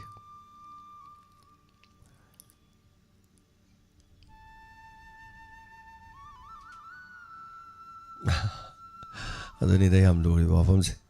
Dukan da pot lei ro kari de pirak toino ne chirang dona lori ba rol lo ngam dam ni na. Adana pi na tu ba khaw oigadra kari oidoino tu mayam tangai fadana hana yamna phangan ba mathau tari aduna chini lupa kun leina bhona da khaw lupa yankai pibam lei taradi aduju phajadorim ne angi chini do hamna lupa yankai piba khawm leyo hai taradi Hello Good afternoon, sir. I oga less of this ninne. Rasanin taram lokchari thorom saruga birapa tapio On se pak phangdaba. Hoi. Ngasi je pa thawak chalu dagi. Amta phangre yengen tawpan. Amnoise saruga birapa. Anjalappada. Matam jibu leidi jala na isi ase yenga sat tawjerapad. Habio da. Phangba yam nuaijere. Kasu thoidokpa leite hoi adum program se adum tajari. Ai dana adumai tawna amtangdi. Hoi su sum tabdo oirena sai paisargi lummaga taibado. Oh. Lummaga tabiri do. Hoi su lummaga tabdo yauru radam. Amtangdi haijage na sum tawjerapad. Yam nuaijai. Tapirapa. Thank you. Ngasi phone phangba yam nuaijere. Thank you. Pare festi ha sum thamjaraga sa. Yam nuaijere jasane. Thorom saruga birapa kitama.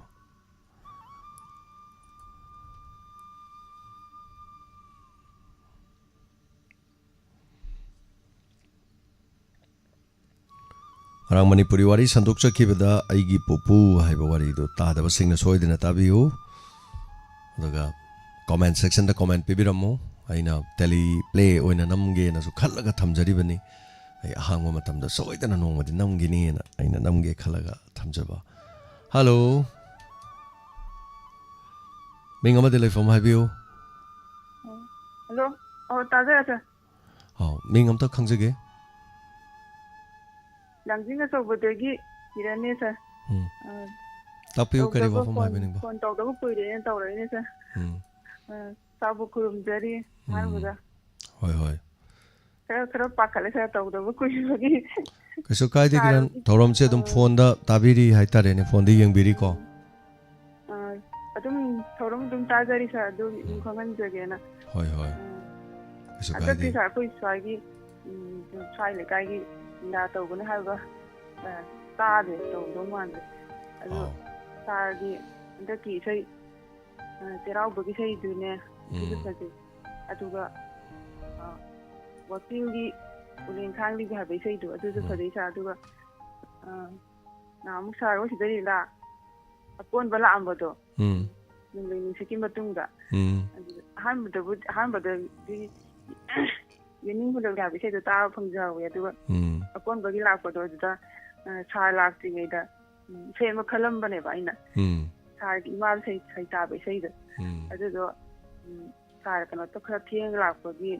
ꯅꯨꯃꯤꯠꯇꯨꯗꯤ ꯑꯩ ꯈꯔ ꯁꯥꯔꯅꯁꯨ ꯍꯥꯏꯕꯤꯈꯔꯦ ꯑꯗꯨꯕꯨꯗꯤ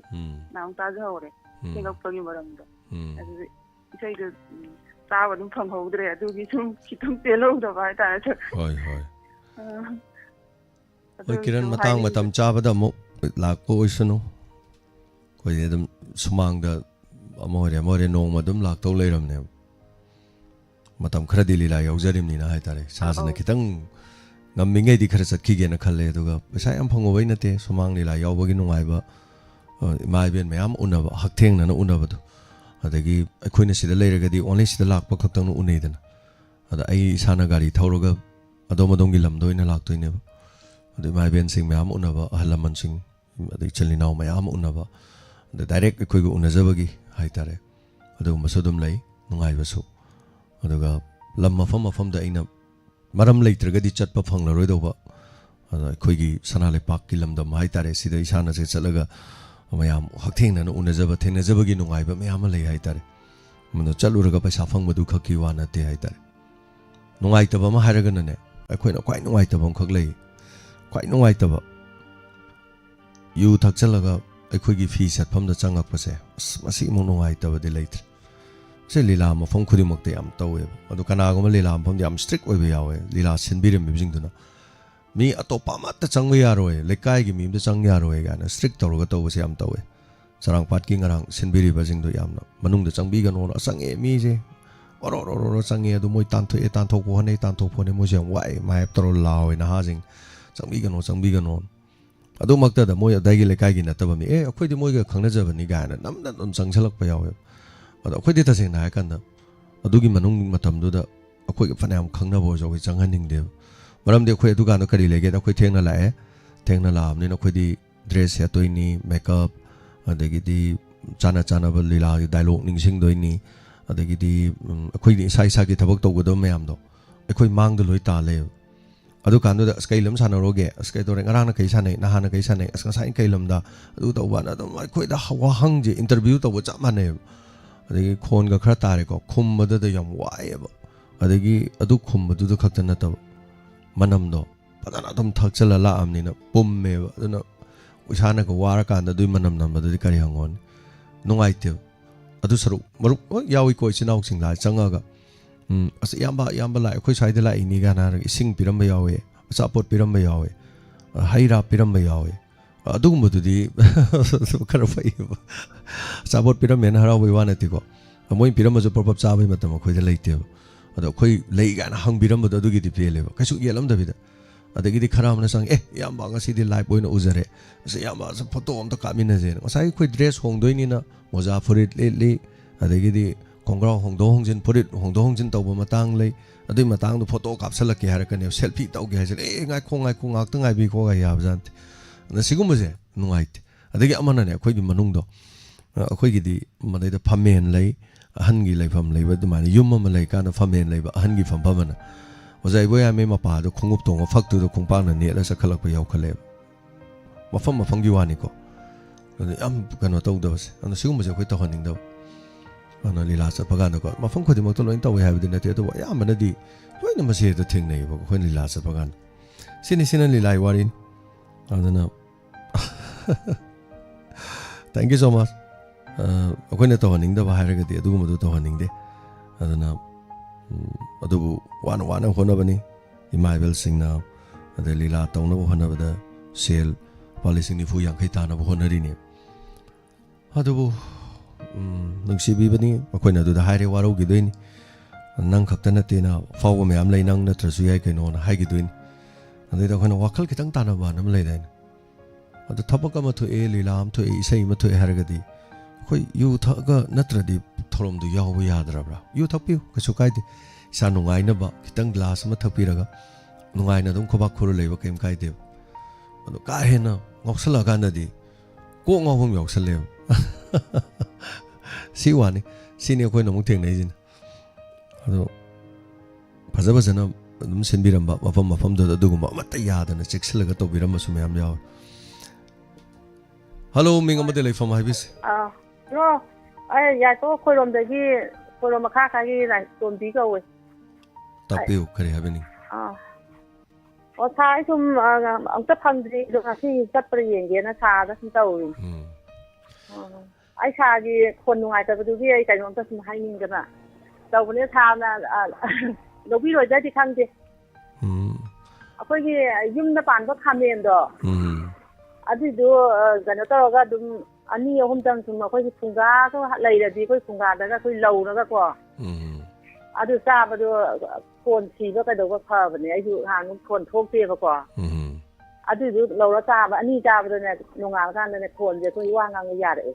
ꯑꯗꯨꯝ ꯂꯣꯛ ꯈꯨꯕꯤꯈꯤꯕ꯭ꯔꯣ ꯂꯣꯛ ꯀꯥꯡꯈꯨ ꯈꯨꯕ꯭ꯔꯣ ꯂꯣꯛ ꯈꯨꯕ ꯀꯩꯗꯧꯕꯗꯤ ꯑꯝꯇ ꯌꯥꯎꯗꯦ ꯈꯣꯟ ꯇꯥꯔꯛꯄ ꯍꯥꯏꯇꯥꯔꯦ ꯑꯩꯒꯤꯗꯤ ꯂꯣꯛ ꯈꯨꯕꯗꯒꯤꯅꯤ ꯑꯗꯨꯅ ꯂꯣꯛ ꯈꯨꯕ ꯌꯥꯎꯕ꯭ꯔꯣ ꯁꯥꯒꯤ ꯑꯗꯨꯗ ꯃꯥꯟꯅꯗꯕ ꯍꯥꯏꯇꯥꯔꯦꯅꯦ ꯁꯥꯟꯅꯕꯨꯗꯤ ꯗꯥꯛꯇꯔꯗꯒꯕꯨꯗꯤ ꯌꯦꯡ ꯈꯣꯠꯇꯅꯕꯨꯗꯤ ꯇꯧꯔꯝꯒꯅꯤ ꯑꯗꯣ ꯑꯩꯅ ꯈꯣꯟ ꯅꯨꯡꯉꯥꯏꯇꯕꯒꯤ ꯁꯨꯝ ꯍꯥꯏꯅꯔꯛꯄꯗꯨꯗ ꯑꯩꯁꯨ ꯍꯥꯏꯅꯤꯡꯗꯅ ꯀꯩꯁꯨ ꯀꯥꯏꯗꯦ ꯌꯥꯝ ꯇꯥꯛꯄꯤꯔꯛꯑꯦ ꯃꯌꯥꯝ ꯇꯥꯛꯄꯤꯔꯛꯏꯗꯣ ꯂꯥꯏꯕꯛ ꯐꯕꯅꯤ ꯀꯩꯁꯨ ꯀꯥꯏꯗꯦ ꯑꯩ ꯍꯟꯇꯛ ꯈꯛꯇ ꯑꯅꯧꯕ ꯀꯩꯅꯣ ꯇꯧꯕꯅꯤ ꯊꯦꯡꯛ ꯌꯨ ꯅꯨꯡꯉꯥꯏꯅ ꯇꯥꯕꯤꯌꯨ ꯑꯩꯈꯣꯏ ꯊꯧꯔꯝꯁꯤꯡ ꯌꯥꯎꯕꯤꯌꯨ ꯑꯩꯈꯣꯏ ꯐꯦꯃꯤꯂꯤꯗ ꯖꯣꯏꯟ ꯇꯧꯕꯤꯌꯨ ꯃꯌꯥꯝ ꯄꯨꯝꯅꯃꯛ ꯑꯩꯈꯣꯏ ꯃꯔꯨꯞ ꯃꯄꯥꯡ ꯑꯣꯏꯅ ꯑꯩꯈꯣꯏ ꯄꯨꯟꯅ ꯑꯗꯨꯝ ꯍꯥꯏꯇꯥꯔꯦ ꯑꯆꯧꯕ ꯐꯦꯃꯤꯂꯤ ꯑꯃ ꯑꯣꯏꯅ ꯑꯩꯈꯣꯏ ꯃꯌꯥꯝ ꯂꯩꯃꯤꯟꯅꯁꯤ ꯊꯥꯒꯠꯆꯔꯤ ꯍꯟꯅ ꯍꯟꯗꯛꯀꯤꯁꯤ ꯁꯨꯃꯥꯏꯅ ꯇꯧꯕꯅꯦꯕ ꯑꯩꯈꯣꯏꯒꯤ ꯂꯣꯛꯁꯤ ꯁꯨꯡꯈꯨ ꯈꯨꯗꯕ ꯑꯗꯨꯒ ꯂꯣꯛꯁꯤ ꯊꯨꯡꯉꯦ ꯍꯥꯏꯕꯁꯦ ꯁꯨꯡꯈꯪ ꯈꯪꯍꯧꯗꯅ ꯈꯣꯟ ꯁꯛ ꯇꯥꯁꯟꯈꯤꯕ ꯍꯥꯏꯇꯥꯔꯦ ꯁꯤꯅꯤ ꯑꯗꯨꯒ ꯅꯨꯃꯤꯠ 9-ꯃꯨꯛꯇꯤ ꯑꯗꯨꯃꯥꯏꯅ ꯈꯣꯟ ꯇꯥꯔ ꯂꯩꯔꯦꯕ ꯀꯔꯤꯒꯤꯅꯣ ꯈꯣꯟ ꯇꯥꯏꯁꯦ ꯈꯪꯗ꯭ꯔꯦ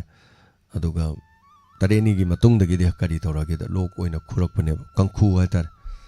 ꯑꯗꯨꯅ ꯍꯦꯛꯇ ꯍꯧꯒꯠꯂꯒ ꯑꯍꯤꯡꯒ ꯐꯝꯃꯒ ꯂꯣꯛ ꯈꯨꯕꯩ ꯆꯥꯡꯗꯨꯅꯦꯕ ꯍꯧꯖꯤꯛꯄꯨꯗꯤ ꯀꯥꯡꯈꯨ ꯈꯨꯕꯒꯤ ꯗ꯭ꯔꯥꯏ ꯀꯥꯎ ꯇꯧꯕꯒꯤ ꯁꯤꯔꯨꯞ ꯃꯌꯥꯝ ꯊꯛꯏ ꯑꯃꯃꯨꯛ ꯍꯣꯡ ꯑꯀꯣꯟꯕꯒꯤ ꯑꯩꯅ ꯊꯛꯄ ꯑꯩꯉꯣꯟꯗ ꯌꯥꯝ ꯆꯥꯅꯕꯁꯦ ꯂꯨꯄꯤꯇꯁ ꯍꯥꯏꯇꯥꯔꯦꯀꯣ ꯂꯨꯄꯤꯇꯁꯅ ꯂꯩ ꯂꯨꯄꯤꯇꯁꯁꯦ ꯑꯩꯉꯣꯟꯗ ꯌꯥꯝ ꯆꯥꯅꯩꯕ ꯑꯩꯅ ꯍꯋꯥꯏ ꯂꯣꯛ ꯊꯨꯡꯉꯛꯄꯗꯒꯤ ꯑꯗꯨꯝ ꯂꯨꯄꯤꯇꯁꯁꯦ ꯑꯗꯣ ꯑꯗꯨ ꯊꯛꯄꯗꯒꯤ ꯈꯨꯕꯁꯦ ꯐꯅꯌꯥꯝ ꯐꯩꯌꯦꯕ ꯑꯗꯣ ꯑꯃꯨꯛ ꯈꯨꯔꯛꯄꯗꯤ ꯌꯥꯎꯋꯦꯕ ꯁꯣꯔ ꯆꯤꯡꯈꯠꯂꯀꯥꯟꯗ ꯍꯥꯏꯇꯥꯔꯦ ꯑꯗꯨꯅ ꯁꯨꯃꯥꯏꯅ ꯁꯣꯔ ꯆꯤꯡꯈꯠꯀꯥꯟꯗ ꯂꯪꯁꯇ ꯄꯥꯜꯂꯦ ꯑꯗꯨꯅ ꯉꯁꯥꯏ ꯂꯣꯛ ꯈꯨꯕꯗꯣ ꯌꯥꯎꯋꯦ ꯍꯥꯏꯇꯥꯔꯦ ꯑꯗꯣ ꯑꯩꯅ ꯑꯍꯥꯟꯕꯗꯅ ꯂꯣꯛ ꯈꯨꯕꯒꯤ ꯅꯠꯇꯦ ꯍꯛꯆꯥꯡ ꯁꯣꯟꯕꯒꯤ ꯄꯥꯡꯒꯟ ꯁꯣꯟꯕꯒꯤ ꯈꯣꯟ ꯇꯥꯕ ꯑꯃ ꯂꯩꯕ ꯃꯃꯥꯡꯗ ꯇꯥꯈꯤꯕꯗꯨꯅ ꯄꯥꯡꯒꯟ ꯁꯣꯟꯕꯒꯤ ꯑꯗꯨꯅ ꯑꯩꯅ ꯋꯦꯠꯁꯤ 95 ꯂꯩꯔꯝꯕꯗꯒꯤ 86 ꯊꯝꯃꯨꯕ ꯀꯤꯂꯣ 10 ꯂꯧꯊꯣꯛꯈꯤꯕ ꯀꯤꯂೋ 10 ꯂꯧꯊꯣꯛꯄꯗꯨꯅ ꯏꯁꯥꯁꯤ ꯌꯥꯝ ꯋꯥꯔꯛꯑꯀꯥꯟꯗ ꯁꯣꯔ ꯍꯣꯟꯕ ꯉꯝꯃꯛꯇꯕ ꯑꯗꯩ ꯑꯩꯅ ꯁꯤꯗꯤ ꯌꯥꯗ꯭ꯔꯦꯅ ꯀꯤꯂꯣ ꯈꯤꯇꯪ ꯑꯃꯨꯛ ꯍꯦꯟꯒꯠꯍꯟꯕꯅꯦꯕ ꯑꯇꯩꯗ ꯑꯃꯨꯛ ꯈꯤꯇꯪ ꯑꯃꯨꯛ ꯍꯦꯟꯖꯟꯒꯦ ꯇꯧꯁꯤꯜꯂꯛꯄ ꯊꯦꯡꯛ ꯌꯨ ꯁꯣ ꯃꯆ ꯊꯥꯒꯠꯆꯔꯤ ꯃꯌꯥꯝ ꯇꯥꯛꯄꯤꯔꯦ ꯍꯤꯗꯥꯛꯁꯤ ꯑꯩꯉꯣꯟꯗ ꯇꯥꯛꯂꯛꯏ ꯍꯤꯗꯥꯛꯁꯤ ꯃꯌꯥꯝ ꯌꯥꯝꯃꯤ ꯊꯦꯡꯛ ꯌꯨ ꯅꯨꯡꯉꯥꯏꯅ ꯇꯥꯕꯤꯌꯨ ꯑꯩꯈꯣꯏꯒꯤ ꯊꯧꯔꯝ ꯃꯇꯝꯁꯨ ꯌꯥꯝ ꯂꯩꯁꯤꯜꯂꯛꯇ꯭ꯔꯦ ꯁꯤꯒꯤ ꯊꯧꯔꯝꯗ ꯍꯦꯟꯅ ꯃꯌꯥꯝ ꯃꯄꯨꯡ ꯐꯥꯍꯟꯕꯤꯔꯤꯕꯁꯦ ꯌꯥꯝ ꯊꯥꯒꯠꯆꯩ ꯑꯗꯨꯒ ꯇꯥꯛꯄꯤꯔꯛꯄ ꯃꯌꯥꯝꯁꯨ ꯑꯩꯉꯣꯟꯗ ꯇꯥꯛꯏꯁꯤꯡꯁꯤꯗ ꯃꯌꯥꯝꯁꯨ ꯑꯗꯨꯝ ꯈꯪꯕꯤꯍꯧꯔꯦꯀꯣ ꯃꯌꯥꯝꯗꯁꯨ ꯑꯗꯨꯝ ꯄꯔꯥ ꯑꯃ ꯑꯣꯏꯍꯧꯔꯕꯅꯤ ꯍꯥꯏꯇꯥꯔꯦ ꯑꯗꯨꯅ ꯍꯜꯂꯣ ꯃꯤꯡ ꯑꯃꯗ ꯂꯩꯐꯝ ꯍꯥꯏꯕꯤꯁꯤ ꯁꯥꯔ ꯁꯉꯥꯏꯌꯨꯝꯐꯝꯗꯒꯤ ꯅꯂꯥꯎꯇꯤꯟꯅꯤ ꯁꯥꯔ ꯇꯥꯛꯄꯤꯌꯨ ꯑꯣꯖꯥ ꯁꯥꯔ ꯍꯤꯗꯥꯛꯄꯨꯗꯤ ꯇꯥꯛꯄꯤꯔꯛꯄ ꯑꯗꯣ ꯑꯩꯅ ꯁꯥꯔꯗꯒꯤ ꯀꯔꯤꯒꯨꯝꯕ ꯅꯤꯡꯁꯤꯡꯕ ꯑꯩꯁꯨ ꯑꯩꯒꯤ ꯈꯨꯠꯈꯣꯡꯁꯤꯗ ꯑꯩꯈꯣꯏꯒꯤ ꯄꯩꯁꯥ ꯃꯌꯦꯛꯇꯧꯅ ꯁꯥꯔ ꯑꯩꯈꯣꯏ ꯂꯥꯏꯀꯣꯏ ꯍꯥꯏꯒꯗ꯭ꯔꯥ ꯈꯨꯍꯤꯡ ꯍꯥꯏꯒꯗ꯭ꯔꯥ ꯃꯁꯤ ꯗꯥꯛꯇꯔ ꯍꯤꯗꯥꯛꯁꯤꯌꯥꯝ ꯇꯧꯖꯔꯦ ꯃꯗꯨ ꯗꯥꯛꯇꯔ ꯍꯤꯗꯥꯛꯇꯨ ꯆꯥꯔꯒ ꯑꯃꯨꯛ ꯍꯦꯛꯇ ꯍꯧꯔꯛꯄ ꯑꯗꯒꯤ ꯁꯥꯄꯣꯟꯁꯨ ꯁꯤꯖꯤꯟꯅꯅꯨ ꯍꯥꯏ ꯁꯥꯄꯣꯟ ꯑꯩꯈꯣꯏꯒꯤ ꯐꯨꯔꯤꯁꯤꯒꯤ ꯁꯥꯄꯣꯟꯁꯦ ꯁꯤꯖꯤꯟꯅꯔꯦ ꯑꯗꯨꯁꯨ ꯉꯥꯛꯇꯪ ꯐꯔꯝꯃꯦ ꯑꯗꯒꯤ ꯑꯃꯨꯛꯀ ꯅꯤꯅꯤ ꯍꯨꯝꯅꯤ ꯂꯩꯔꯒ ꯍꯧꯔꯛꯄ ꯃꯁꯤꯒꯤ ꯍꯤꯗꯥꯛꯁꯦ ꯁꯥꯔ ꯑꯩꯈꯣꯏꯒꯤ ꯈꯨꯜꯂꯛꯀꯤ ꯍꯤꯗꯥꯛ ꯂꯩꯔꯒꯗꯤ ꯀꯅꯥꯒꯨꯝꯕ ꯈꯪꯕꯤꯕ ꯂꯩꯔꯒꯗꯤ ꯁꯥꯔ ꯑꯝꯇ ꯍꯥꯏꯕꯤꯔꯛꯑꯣ ꯑꯩꯁꯤ ꯗꯥꯛꯇꯔ ꯍꯤꯗꯥꯛ ꯌꯥꯝ ꯁꯤꯖꯤꯟꯅꯔꯦ ꯑꯗꯨꯝ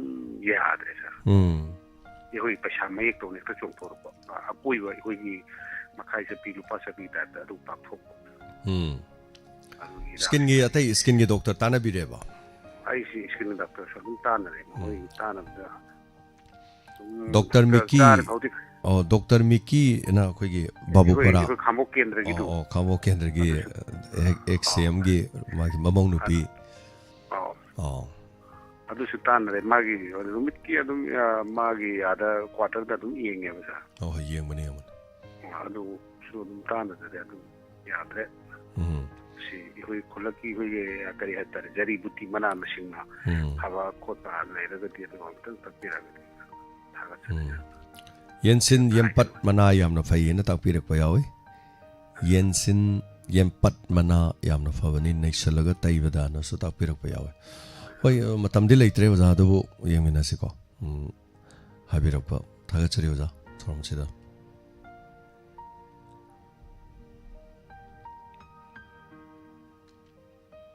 ꯂꯂꯤꯇꯥ ꯌꯦꯡꯈꯣꯝ ꯅꯣꯡ ꯈꯨꯀꯟꯁꯦꯅ ꯇꯥꯛꯄꯤꯔꯤ ꯅꯣꯡ ꯆꯨꯔꯕ꯭ꯔꯣ ꯍꯧꯖꯤꯛꯁꯦ ꯑꯩꯈꯣꯏ ꯁꯤꯗꯗꯤ ꯆꯨꯗ꯭ꯔꯤ ꯍꯜꯂꯣ ꯍꯜꯂꯣ ꯃꯤꯡ ꯂꯩꯐꯝ ꯍꯥꯏꯕꯤꯌꯨ ꯑꯩ ꯀꯩꯅꯣꯅꯤ ꯊꯧꯕꯥꯜ ꯅꯤꯉꯣꯝꯗꯒꯤ ꯏꯃꯥꯃꯤ ꯑꯃꯅꯦꯕꯀꯣ ꯏꯃꯥꯃꯤ ꯑꯃ ꯇꯔꯥꯝꯂꯛꯆꯔꯤ ꯏꯆꯥꯒꯤ ꯄ꯭ꯔꯣꯒ꯭ꯔꯥꯝ ꯅꯍꯥꯟꯒꯤ ꯏꯁꯩꯒꯤꯁꯤꯗ ꯏꯁꯩ ꯁꯛꯈꯤꯕꯗꯨ ꯀꯌꯥꯝ ꯅꯨꯡꯉꯥꯏꯔꯦ ꯍꯩꯕ ꯍꯩꯇꯕ ꯇꯥꯟ ꯊꯥ ꯍꯧꯔꯛꯄꯗ ꯑꯩꯈꯣꯏꯒꯤ ꯀꯔꯤꯕ ꯑꯩꯈꯣꯏ ꯑꯉꯥꯡ ꯑꯃ ꯑꯗꯨꯕꯣ ꯑꯩꯈꯣꯏꯒꯤ ꯃꯤꯡꯒꯩ ꯄꯥꯡꯈꯠꯄꯗꯨꯕꯨ ꯑꯩ ꯀꯥꯎꯔꯤꯅꯤ ꯍꯣꯏ ꯍꯣꯏ ꯍꯥꯏꯕꯤꯌꯨ ꯃꯥ ꯃꯥꯒꯤ ꯇꯥꯟ ꯈꯔ ꯃꯥꯅ ꯅꯤꯛꯈꯠꯂꯛꯄꯗ ꯑꯩꯁꯦ ꯏꯁꯩꯒ ꯍꯧꯔꯛꯄꯁꯤꯗ ꯂꯃꯥꯡꯅꯈ꯭ꯔꯕꯅꯤꯅꯦ ꯑꯗꯨꯕꯨ ꯌꯥꯝ ꯅꯨꯡꯉꯥꯏꯔꯦ ꯑꯗꯨ ꯏꯆꯦ ꯋꯥꯡꯈꯦꯝꯗꯒꯤ ꯏꯆꯦ ꯂꯩꯃꯇꯣꯜ ꯑꯗꯣ ꯂꯥꯛꯀꯅꯤ ꯍꯥꯏꯕꯗꯨꯗ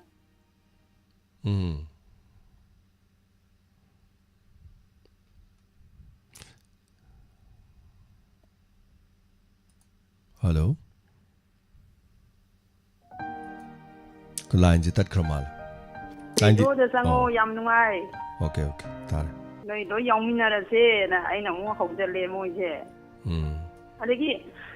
ꯋꯥ ꯑꯝꯇꯒ ꯍꯥꯏꯒꯦꯕ ꯑꯩꯅ ꯈꯣꯟꯖꯦꯜ ꯇꯥꯈꯤꯗꯕ ꯑꯃ ꯂꯩꯔꯦꯕ ꯏꯃꯥ ꯁꯨꯃꯇꯤꯅ ꯏꯃꯥꯒꯤ ꯃꯅꯤ ꯃꯇꯨꯝꯅ ꯍꯦꯛ ꯇꯧꯕ ꯌꯥꯎꯔꯛꯄꯅꯤ ꯐꯣꯟ ꯐꯪꯗꯦꯅ ꯈꯣꯟꯖꯦꯜ ꯇꯥꯈꯤꯗ꯭ꯔꯦꯅꯦ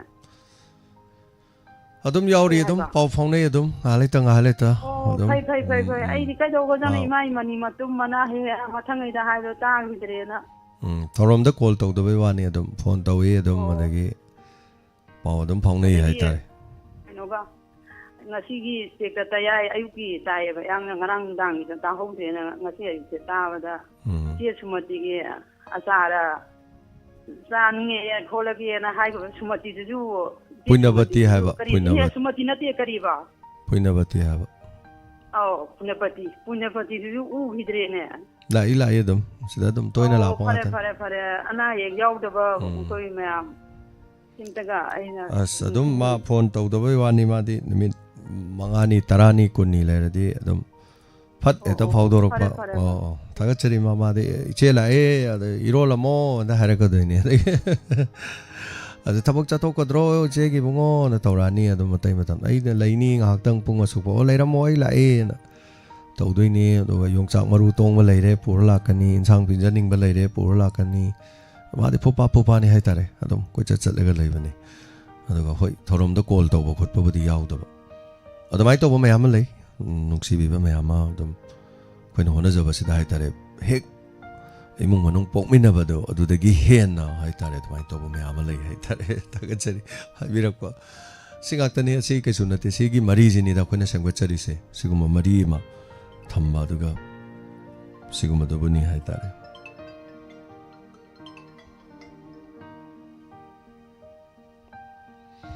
ꯍꯜꯂꯣ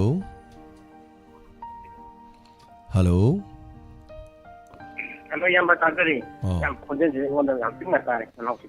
ꯈꯣꯟꯅꯖꯔꯤ ꯍꯥꯏꯕꯤꯌꯨ ꯌꯥꯝꯕ ꯉꯁꯥꯏꯒꯤ ꯀꯣꯂꯔ ꯍꯧꯖꯤꯛꯀꯤ ꯑꯅꯤꯁꯨꯕ ꯂꯣꯏꯔꯝꯗꯥꯏꯒꯤꯗ ꯍꯪꯉꯛꯈꯤꯕꯗꯣ ꯑꯗꯨ ꯈꯔ ꯇꯧꯕꯅꯦ ꯑꯩꯅ ꯊꯝꯖꯅꯤꯡꯕꯗ ꯑꯩꯁꯨ ꯌꯥꯝ ꯇꯧꯔꯝꯃꯦ ꯗꯣꯛꯇꯔꯗ ꯍꯥꯟꯅ ꯁꯨꯡꯐꯠ ꯐꯠꯇꯕ ꯍꯥꯏꯇꯥꯔꯦ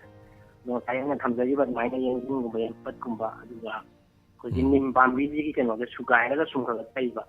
ꯑꯗꯨꯒ ꯑꯟꯗꯔꯋꯦꯌꯔꯁꯨ ꯈꯔ ꯌꯥꯝꯍꯟꯕꯤꯌꯣ ꯐꯤꯅꯤꯡꯗ ꯇꯧꯕ ꯑꯣꯏꯔꯒꯗꯤ ꯑꯗꯨꯒ ꯇꯣꯏꯅ ꯆꯠꯊꯣꯛꯄꯗ ꯑꯣꯏꯔꯗꯤ ꯁꯦꯠꯄ ꯌꯥꯔꯣꯏꯀꯣ ꯌꯨꯝꯗꯒꯨꯝꯕ ꯂꯩꯔꯗꯤ ꯈꯔ ꯐ꯭ꯔꯤꯗꯤ ꯂꯩꯕ ꯅꯨꯡꯗꯥꯡꯗ ꯑꯟꯗꯔꯋꯦꯌꯔ ꯁꯦꯠꯄꯤꯒꯅꯣꯕ ꯑꯗꯨꯒ ꯑꯃꯨꯛꯇꯪ ꯌꯦꯡꯕꯤꯌꯣ ꯐꯔꯛꯀꯅꯤ ꯑꯗꯨꯒ ꯁꯥ ꯉꯥꯁꯦ ꯈꯔ ꯆꯥꯕꯤꯒꯅꯣ ꯍꯥꯏꯇꯥꯔꯦ ꯑꯩꯈꯣꯏ ꯁꯥ ꯉꯥ ꯌꯥꯝ ꯆꯥꯕ ꯇꯣꯏꯅ ꯍꯧꯖꯤꯛ ꯀꯩꯅꯣꯁꯦ ꯍꯦꯜꯂꯦ ꯃꯥꯒꯤ ꯈꯣꯡꯒꯤ ꯈꯣꯡꯅꯝꯗ ꯇꯧꯋꯦ ꯍꯥꯏꯕ ꯃꯥꯜꯂꯦ ꯍꯣꯏ ꯈꯣꯡꯅꯝꯗ ꯇꯧꯋꯦ ꯍꯥꯏꯕ꯭ꯔꯥ ꯑꯇꯩ ꯐꯤꯅꯤꯡꯗ ꯇꯧꯔꯒꯗꯤ ꯑꯗꯣ ꯀꯩꯅꯣ ꯇꯧꯕꯅꯦ ꯌꯦꯡꯊꯣꯛꯏꯗꯨꯁꯨ ꯐꯔꯦ ꯆꯥꯟꯅꯗꯕꯁꯨ ꯂꯩꯕꯅꯦꯕ ꯑꯗꯨꯅ ꯍꯣꯡ ꯍꯣꯡꯗꯅꯁꯨ ꯌꯦꯡꯊꯣꯛꯄꯤꯌꯣ ꯁ꯭ꯀꯤꯟꯒꯤ ꯗꯤꯖꯤꯁꯇꯤ ꯑꯣꯏꯗꯣꯏꯅꯦ ꯑꯗꯨꯒ ꯐꯥꯔꯃꯥꯁꯤꯁꯇ ꯐꯪꯕ ꯍꯤꯗꯥꯛ ꯄꯪꯇꯩ ꯇꯩꯕꯤꯔꯨꯅꯨ ꯀꯩꯅꯣ ꯇꯧꯔꯒ ꯑꯩꯁꯨ ꯑꯃꯨꯛꯇꯪ ꯑꯃꯒ ꯗꯣꯛꯇꯔꯅ ꯐꯠꯃꯟꯗꯗꯅ ꯇꯩꯔ ꯌꯦꯡꯉꯨ ꯁ꯭ꯀꯤꯟ ꯈꯔ ꯆꯥꯊꯣꯛꯈꯤꯕ ꯂꯩꯌꯦꯕ ꯁꯨꯝ ꯍꯟꯖꯜꯂꯛꯇꯕꯒ ꯌꯥꯎꯕꯅꯦꯕ ꯎꯕꯗ ꯃꯐꯝꯗ ꯑꯣꯏꯔꯗꯤ ꯅꯨꯡꯉꯥꯏꯇꯦꯗꯅꯀꯣ ꯑꯗꯨꯒꯨꯝꯕ ꯑꯝꯇꯪ ꯈꯟꯖꯒꯦ ꯁꯤ ꯍꯥꯏꯔꯒ ꯃꯊꯪꯗꯒꯤ ꯌꯥꯝ ꯊꯥꯔꯛꯇꯔꯤ ꯃꯇꯝ ꯕꯣꯕꯠꯇꯤ ꯃꯅꯥꯁꯨ ꯐꯩ ꯍꯥꯏꯗꯅ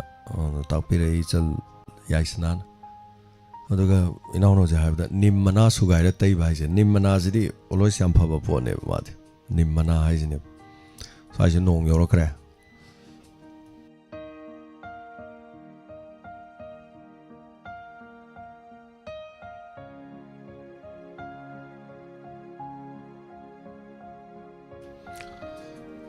ꯊꯥꯒꯠꯆꯔꯤ ꯑꯗꯨꯅ ꯅꯤꯝ ꯃꯅꯥꯁꯤꯗꯤ ꯑꯗꯨꯝ ꯌꯥꯝ ꯐꯕ ꯄꯣꯠꯂꯝ ꯑꯃꯅꯤ ꯅꯤꯝ ꯃꯅꯥꯗꯤ ꯑꯦꯚ꯭ꯔꯤꯊꯤꯡ ꯃꯥꯗꯤ ꯀꯥꯕꯛ ꯐꯨꯠꯂꯒ ꯑꯗꯨꯒꯤ ꯃꯍꯤꯗꯣ ꯑꯩꯈꯣꯏ ꯈꯣꯡꯕꯥꯟ ꯂꯨꯄꯥꯟ ꯑꯗꯨꯒ ꯃꯅꯥ ꯃꯁꯤꯡꯗ ꯇꯥꯕ ꯃꯍꯤꯛ ꯃꯇꯥꯏ ꯐꯥꯎꯕ ꯂꯣꯏꯅ ꯐꯕ ꯉꯝꯕ ꯑꯗꯨꯒꯨꯝꯕ ꯄꯣꯠꯂꯝꯅꯤ ꯅꯤꯝꯒꯤ ꯁꯥꯄꯣꯟ ꯌꯥꯝ ꯐꯕ ꯄꯣꯠꯂꯝꯅꯤ ꯍꯥꯏꯕ ꯇꯥꯏ ꯍꯜꯂꯣ ꯊꯧꯔꯝ ꯂꯣꯏꯁꯤꯜꯂꯛꯀꯗꯧꯔꯦ ꯂꯣꯏꯔꯝꯗꯥꯏꯒꯤ ꯀꯣꯂꯔ ꯈꯔ ꯖꯠ ꯂꯧꯈꯠꯆꯔꯤ ꯍꯜꯂꯣ ꯍꯜꯂꯣ ꯀꯩꯅꯣꯝꯒꯤ 인생을 잘라름 통된 사. 한데 산으로 세디라는 도하우스 모양이 사다름 할제기 사기기 카나오기 그네또 해도.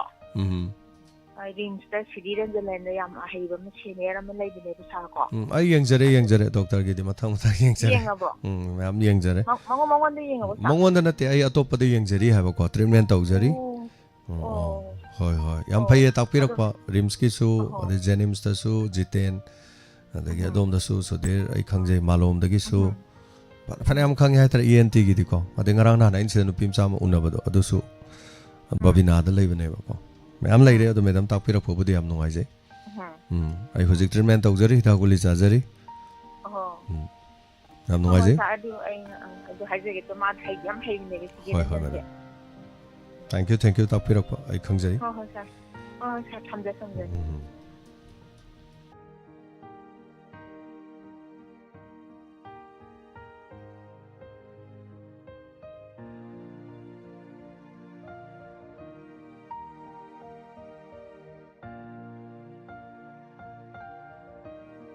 ꯅꯣꯡ ꯂꯥꯛꯈ꯭ꯔꯦ ꯑꯩꯈꯣꯏ ꯁ꯭ꯋꯥꯏꯗꯁꯨ ꯅꯣꯡ ꯌꯧꯈ꯭ꯔꯦ ꯃꯌꯥꯝ ꯅꯣꯡ ꯌꯧꯁꯤꯜꯂꯛꯈ꯭ꯔꯦ ꯊꯥꯒꯠꯆꯔꯤ ꯄꯨꯝꯅꯃꯛ ꯊꯧꯔꯝ ꯂꯣꯏꯁꯤꯟꯖꯕꯒꯤ ꯑꯌꯥꯕ ꯂꯧꯖꯒꯦ ꯃꯌꯥꯝ ꯄꯨꯝꯅꯃꯛ ꯉꯔꯥꯡ ꯁꯟꯗꯣꯛꯆꯈꯤꯕ ꯑꯩꯈꯣꯏꯒꯤ ꯋꯥꯔꯤꯗ ꯑꯩꯒꯤ ꯄꯨꯄꯨ ꯍꯥꯏꯕ ꯋꯥꯔꯤꯁꯤ ꯁꯣꯏꯗꯅ ꯇꯥꯕꯤꯌꯨ ꯑꯗꯨꯒ ꯃꯌꯥꯝ ꯀꯣꯃꯦꯟ ꯁꯦꯛꯁꯟꯗ ꯃꯁꯤ ꯇꯦꯂꯤꯄ꯭ꯂꯦ ꯑꯣꯏꯅ ꯚꯤꯗꯤꯑꯣꯗ ꯐꯤꯜꯝ ꯑꯣꯏꯅ ꯅꯝꯕꯤꯔꯛꯎꯅ ꯍꯥꯏꯕ ꯄꯥꯝꯕꯤꯔꯒꯗꯤ ꯍꯥꯏꯕꯤꯔꯝꯃꯨ ꯀꯣꯃꯦꯟ ꯁꯦꯛꯁꯟꯗ ꯑꯗꯨꯒ ꯍꯟꯅ ꯊꯥꯒꯠꯆꯔꯤ ꯄꯨꯝꯅꯃꯛ ꯉꯁꯤꯒꯤꯗꯤ ꯃꯈꯥ ꯇꯥꯅ ꯀꯣꯜ ꯂꯧꯈꯠꯆꯗ꯭ꯔꯦ ꯃꯇꯝꯁꯤ ꯌꯥꯗꯕꯅ ꯃꯔꯝ ꯑꯣꯏꯔꯒ ꯍꯥꯏꯇꯥꯔꯦ ꯑꯗꯨꯅ ꯃꯁꯤꯒꯤ ꯊꯧꯔꯝꯁꯤꯗ ꯁꯔꯨꯛ ꯌꯥꯕꯤꯗꯨꯅ ꯃꯄꯨꯡ ꯐꯥꯍꯟꯕꯤꯔꯤꯕ ꯄꯨꯝꯅꯃꯛ ꯍꯥꯏꯅꯤꯡꯉꯥꯏ ꯂꯩꯇꯅ ꯊꯥꯒꯠꯆꯔꯤ ꯉꯁꯤꯒꯤ ꯏꯟꯁꯄꯦꯛꯇꯔ ꯇꯌꯥꯏ ꯑꯉꯝꯕꯒꯤ ꯃꯈꯥ ꯆꯠꯊꯖꯔꯛꯄꯗ ꯁꯣꯏꯗꯅ ꯇꯥꯕꯤꯌꯨ ꯖꯦꯜꯗ ꯂꯩꯕ ꯑꯃꯔ ꯊꯣꯛꯂꯛꯈ꯭ꯔꯦ ꯀꯔꯤꯒꯤꯗꯃꯛ ꯑꯃꯔ ꯊꯣꯛꯂꯛꯈꯤꯕꯅꯣ ꯀꯔꯤ ꯃꯇꯥꯡꯗ ꯊꯣꯛꯂꯛꯈꯤꯕꯅꯣ ꯇꯥꯍꯧꯗꯕꯁꯤꯡꯅ ꯁꯣꯏꯗꯅ ꯇꯥꯕꯤꯔꯒ ꯃꯈꯥ ꯈꯪꯕꯤꯌꯨ ꯑꯗꯨꯒ ꯃꯇꯦꯡ ꯄꯥꯡꯕꯤꯔꯛꯄꯗ ꯃꯤꯑꯣꯏ ꯑꯃ ꯑꯅꯤ ꯈꯛꯇꯪ ꯂꯥꯎꯊꯣꯛꯆꯒꯦ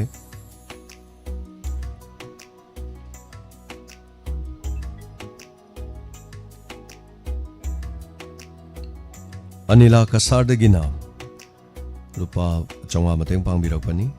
ꯁꯤꯒꯤꯗꯃꯛꯇꯁꯨ ꯊꯥꯒꯠꯆꯔꯤ ꯀꯔꯤꯒꯤꯗꯃꯛ ꯗ꯭ꯔꯣꯟ ꯂꯩꯕꯒꯤꯗꯃꯛ ꯍꯥꯏꯗꯅ ꯗ꯭ꯔꯣꯟ ꯂꯩꯕꯒꯤ ꯃꯇꯦꯡ ꯄꯥꯡꯕꯤꯔꯛꯄꯗꯨ ꯊꯥꯒꯠꯆꯔꯤ ꯗ꯭ꯔꯣꯟ ꯁꯣꯏꯗꯅ ꯂꯩꯒꯅꯤ ꯗ꯭ꯔꯣꯟ ꯊꯥꯒꯠꯆꯔꯤ ꯍꯟꯅ ꯑꯗꯨꯒ ꯉꯔꯥꯡ ꯆꯔꯥꯡꯄꯥꯠꯇ ꯂꯤꯂꯥ ꯁꯥꯟꯅꯕ ꯆꯠꯄꯗꯁꯨ ꯃꯇꯦꯡ ꯄꯥꯡꯕꯤꯔꯛꯈꯤꯕ M ꯕꯤꯀꯦꯟ ꯆꯔꯥꯡꯄꯥꯠꯇꯒꯤ ꯂꯨꯄꯥ 500 ꯄꯥꯡꯕꯤꯔꯛꯈꯤ ꯗꯥꯏꯃꯟ ꯇꯤꯚꯤꯗ ꯃꯟꯂꯤ ꯗꯣꯅꯦꯁꯟ ꯊꯥ ꯈꯨꯗꯤꯡꯒꯤ ꯂꯦꯞꯇꯅ ꯄꯤꯕꯤꯕ Pitet lema ngambi lupa chonga takisu pibirakre masagidama thagachari hanana nahanchu lila mafam de chele balopi machonga dron lebagidamaktane na pibiraki hanana thagachari masagidama pibirakpa adugi afaba yaifaba numinama lemoribasida ko iminarasi hena sokhon minaba oiminarasi section lebiyo gari tapna thobiyo helmet upa kobigano gari bagal lokhalaga tanabigano tamna dum thoraga dongi panthung tamna yobiyo yamna section biyo faba yaifaba numit ama haibado oiminarasi punama pukurum jari take care.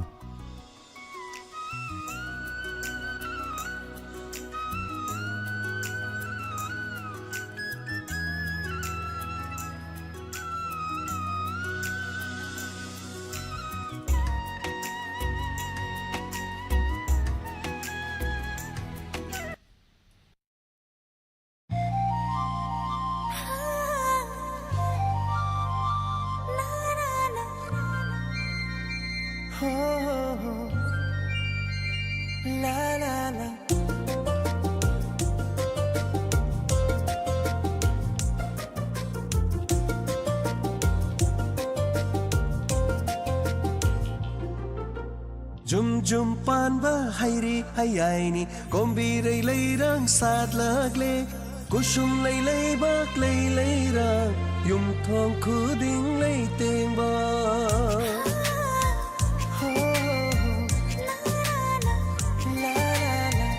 Jum pan ba hairi hayaini kombi rei lei rang sat lagle kusum lei bak lei rang yum thong khuding lei teng ba Sajibu Jairaba Lagle Jairaba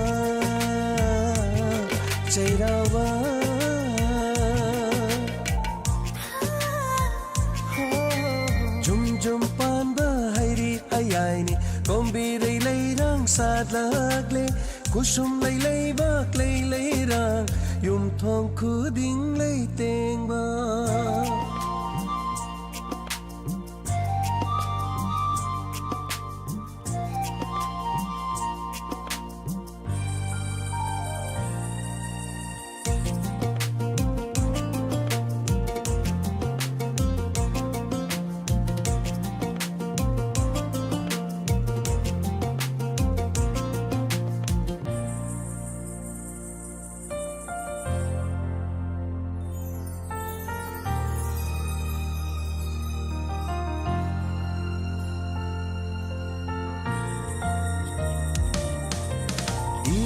Shuna thongan khuding ngamjaba katnari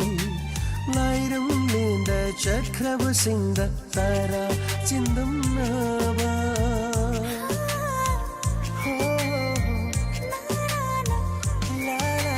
Imum shuna thongan khuding ngamjaba katnari Lairam lenda chakraba singda tara chindam naba Kumja khuding shoidana tara chindam balakpiyo Kumja khuding shoidana tara chindam balakpiyo Kacha banam jage kumja khuding Sajibu Jairaba Lagle Jairaba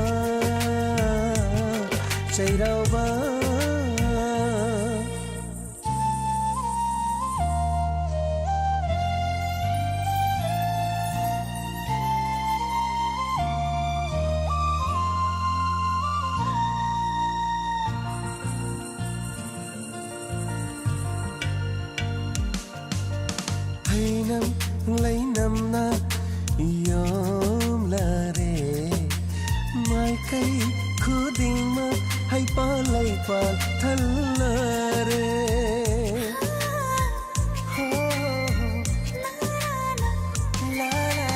hainam lainam na yom lare mai kai khuding ma hai pa lai pa thallare maning tamna satlare kombi rai kusum lai maning tamjarare mahausa lairem bishu yakai rakle akhang kandi leibak leishu yakai rakle akhang kandi leibak leishu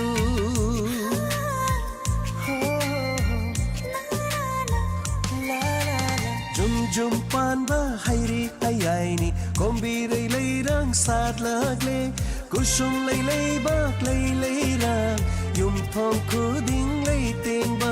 sajibu jairaba lagle jairaba jairaba jairaba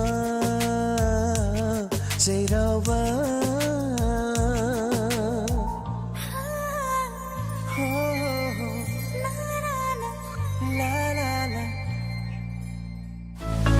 Manipur miyam gidamak nungaraba pausel isagi anaba natraga yumgi aruba anaba sing Guwahati da leiba top hospital sing haibadi Apollo Hospital, ZNRC Hospital, Rahman Hospital, Downtown Hospital, Dispur Hospital, Guwahati Medical College and Hospital, Dr. B. Vorwa Cancer Institute amadi ate hospital singda laing baching labadi wabiraganu Manipur miyam gidamak stay well companion Guwahati na khanaba service bizari yumda leina hospital gi Doctor consultation gi booking OPD registration a chingba loina yamna line tobiba yaragani masida sunatana Guwahati da laklaba matung lainanaba chananaba amadi transport sathok sasin su mating pangjagani hena nungairi badi adomgi treatment process da mating pangbinaba Manipuri assistant ki service su lobiba yagani stairwell companion na Manipuri miyam gi pizariba service sing adudi patient assistance service nursing home care hotel booking ambulance booking flight booking booking diagnostic simplified adom su Guwahati dal anaba laing budget kadaba oirabadi ngasima call to view 9365131508 Nima Girls Hostel Road to Education Kwakaitel Thonawjam Lekai near Sisu Nisthaniketan Imphal Girls Hostel cum Coaching Institute Classes offer for 11 and 12 sciences Kwakaitel Thonawjam Lekai de leriba Nima Girls Hostel Hariba mafam asida nupi masa singi oiba Hostel amadi Coaching Institute Maruena Class 11 amadi 12 class tambiri bisingi hostel amadi coaching gi khudong chaba pizari mafam asigi accommodation amadi facilities singdi matik charaba bedroom amadi almira study table loina na chair satra khudima ki pizari library amadi wifi gi khudong chaba leiraba yamna hygienic oiraba washroom sing loina na pung kunmari ising amadi power supply gi khudong chaba leiraba masida natana indoor sport facility da badminton carom table tennis chess skipping rope hariba sing asigi khudong chaba su pizari coaching class sing asida matik charaba oza sing na tapi tambiri amadi matamgi matung ina matik charaba update oiraba classroom kaya leijari mafam asida chang naina medical gi checkup tawgi khudong chaba su leijari ngasing asimak academic year 2025-26 ki oina admission tawbidina hostel asida coaching gi khudong chaba sing se lobiu mafam asi nupi masa sing gi oina akhanaraba hostel amadi coaching center gi khudong chaba leiraba mafam aman masa masa gi academic excellence personal growth amadi social responsibility leinanaba asida natana masung mamanaba singi marakta leadership oibagi quality leinanaba gidama makoi makoi gi tungda knowledge amadi skill amadi mindset kaya leinanaba gidama takpi tambiri ngasing asimak lengsindiu Nima Girls Hostel Road to Education Kwakaitel Thonawjam Lekai near Sisu Nisthaniketan Imphal Akupa Marol Gidama 9233904672 Loinana 7630886602 Ngasing asima unabiu tanabiu Nima Girls Hostel Kwakaitel Thonawjam Lekai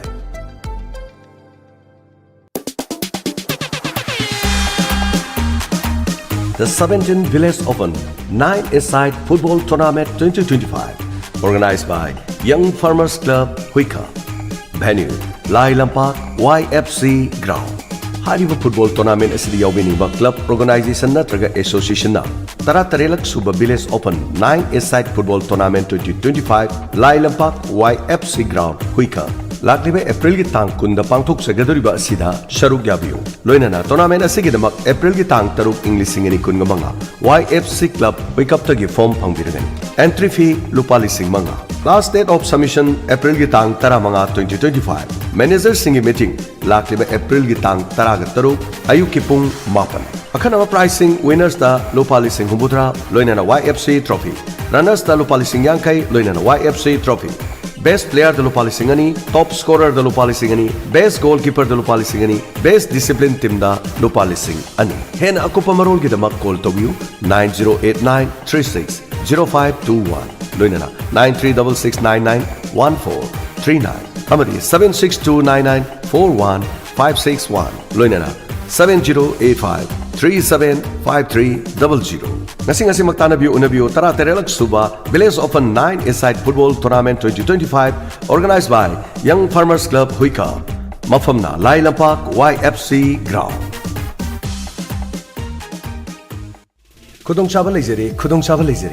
Blue Go Caps Manipur. Adom gi sathok sesin gi gari litagi awaba kopiro. Blue Go Caps Manipur gi tonga tonga khudongchaba singdi. Airport pickup and drop off, drop and round trip, package to corporate ride, marketing, local ride, outstation trip, wedding packages, family tour, dating ride. Hariba singa sigidama khudong chaba leizeri. Nasing asima call to you 879-445-1106. Amukana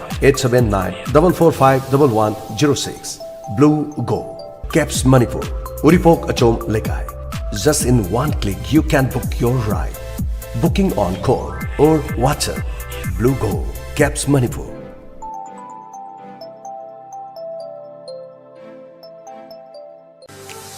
Miyamgi dabak khudong chaba pizari. Mr. Blue Kaksing Brands. KMC Road Kaksing Khunyai Lekai. Hariba mafam asida Cherau bugi oina offer mayam ama pizari. Pizari ba servicing na blanket, shoes, coat, paijom, kurta, paija, lengya, kankal, teddy bear, carpet, dry cleaning. Garments ayamba adom subining basing suba yargan. Nupi singi oina self fanek habadi mugagi fee suba suyai. Pick delivery free oizagani. Habadi Kaksing Manung aduga Kongjom Wabagai Yanglam Semizing Haribalam sing asida 30 kg above origadi adusu delivery free oizagani. Cherau Manung asigi oina blanket khaktagi oina KG da lupa marbudra suramba adu KG da sumnatagi lupa humbudra da suzagani. Cherau biyo ina ate item gi 10% da discount piduna suzari. Khanganjari ba proprietor Mr. Blue Kaksing Brands. Akupa marul gidama 782-72-97248 loinana 03848-299-114. Adongi Tarutanan with Firol Singadu, Tarutanana Mafamasida Suzari Basi, Amutang Chang Yengbiu. Lengsi Biro, Mr. Blue Kaksing Brands, KMC Road, Kaksing Kunyai Lekai. Pakanga Pampare. Hangduk Chere, Ningtem Eye Care and Optical, Computerized Eye Testing, Mafamna, Arong Tong, Opposite Oil Pump, near District Hospital, Toba. Ningtem Eye Care and Optical Asi, Saisakpi, Chansangi Tongangi Hekmachinda, Hangduna Lejere. Mafam asida tonga tonga khudong chaba kaya barom pijari. Mafam asida free eye check-up tawbagi amadi frame amadi lens da 30% da khudong chaba pijari. Adomna season hariba frame adu kariguma tha taruk phawgi manungda dekhrabadi mafam asida free da sinjagani. Ningthem Eye Care and Optical hariba asigi tonga tonga